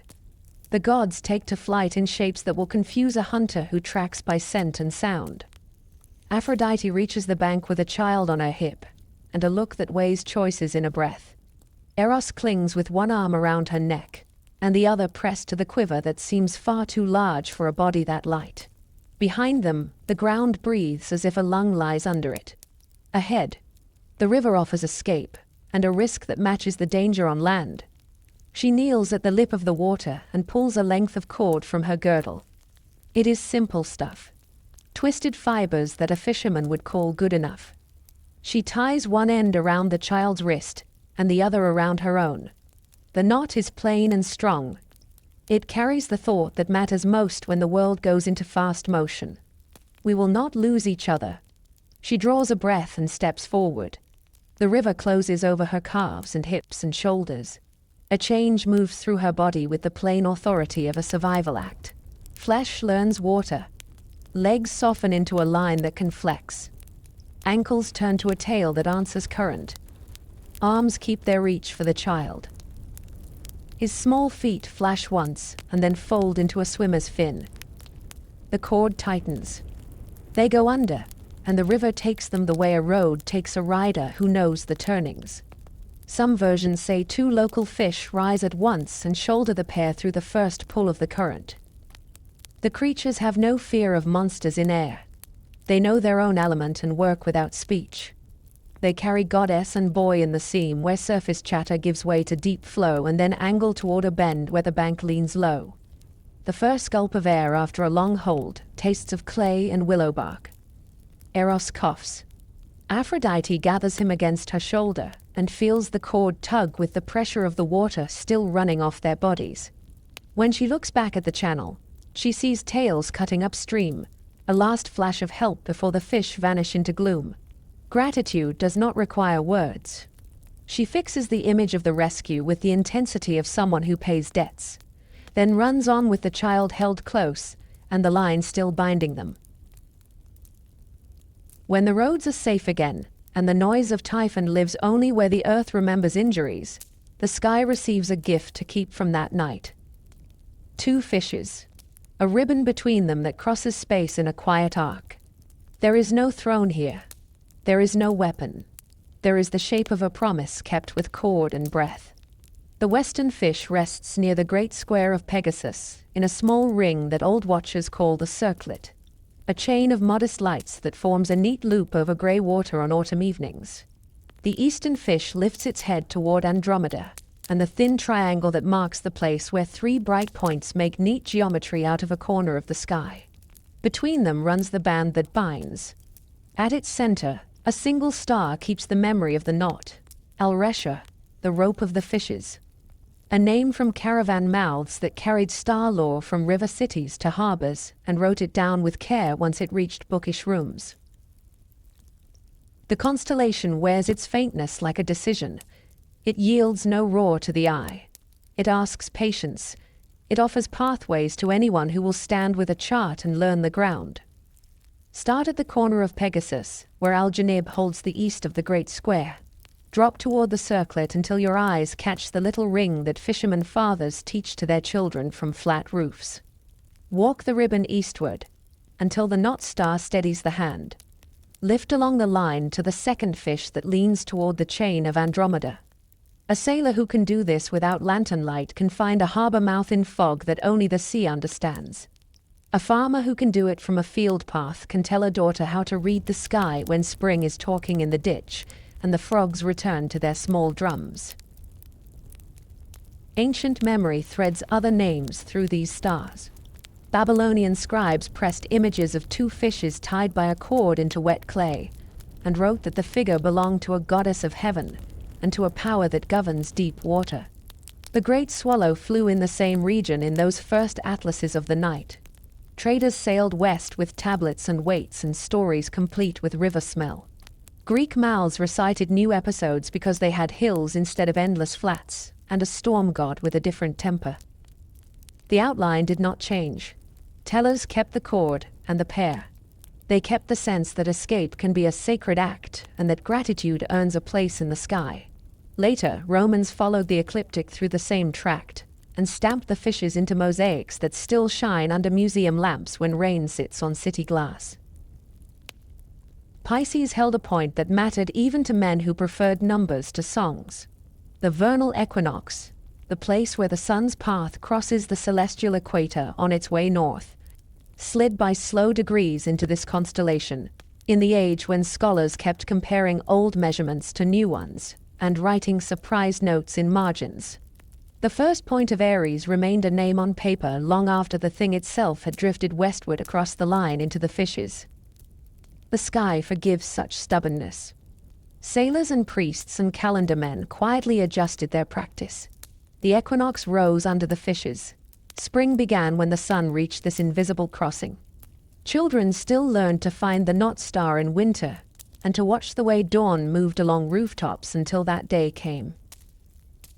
A constellation earned a season by the simple fact of where the sun walked against it. Starkeepers gave Pisces details that reward long nights. Beta Piscium sits at the mouth of a fish with a name that says so outright. Fum al-Samaka, mouth of the fish. Eta Piscium holds a title that wandered across centuries like a coin passed from palm to palm. Alferg to some tellers. Kulat Nunu to others. A word that remembers buckets and cords and the tools of drawing water. Between these points and many fainter ones lies a galaxy that a careful eye can tease out under mountain air. Messier 74.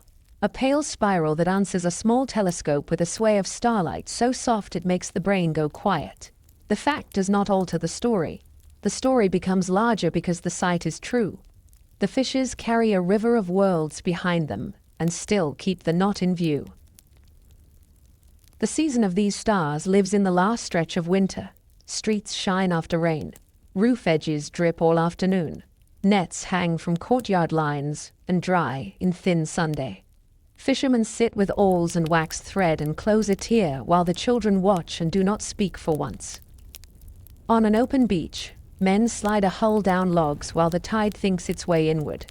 They pause to look up and find the circlet, then the knot, then the eastern fish, and they nod as if someone had just confirmed the time. In markets, the fish stalls carry sardines with silver flanks and small eels, something like ropes that forgot their stiffness. Women buy salt. Boys carry baskets. The light lasts one finger longer than it did last week. A city feels the world lean toward warmth, while the fishes look down with their ribbons stretched tight from mouth to mouth. Poets told the story cleanly, because the image asks for no polish. A woman and a child faced a monster and chose the river together. They made sure they would not lose each other in fast water. Help came from the element they trusted. The help left no name and asked for no shrine. The gift to the sky was the picture of that act, so that no one could claim to have forgotten it. Later centuries add layers to any tale. This one resists even as it accepts offerings. A temple in Ascalon held a goddess with a fish body and a woman's face. Fishermen in Syria spoke a rule about leaving one kind of fish in peace. Greek husbands set tiny bronze fishes on household altars when a child was born and thanked the river for opening the year. The core remains. Two bodies move through danger with a cord between them and emerge with breath to spare. The heavens hold them in that posture. The knot bears a name. The ribbon carries light. The river runs through the months toward spring. Pisces holds the last reach of the zodiacal river before the year swings into new light. A dim tracery that calls for patience from the eye and rewards it with a map older than most cities.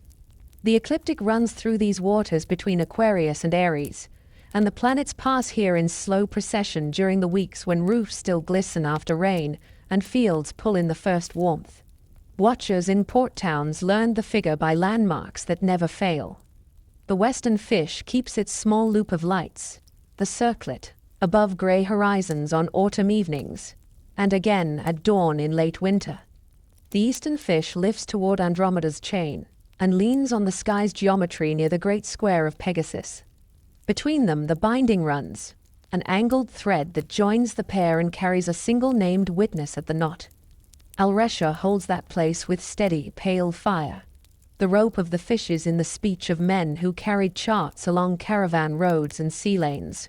From the knot, a practiced finger can trace the sun's invisible crossing in March, the point where day and night take equal shares.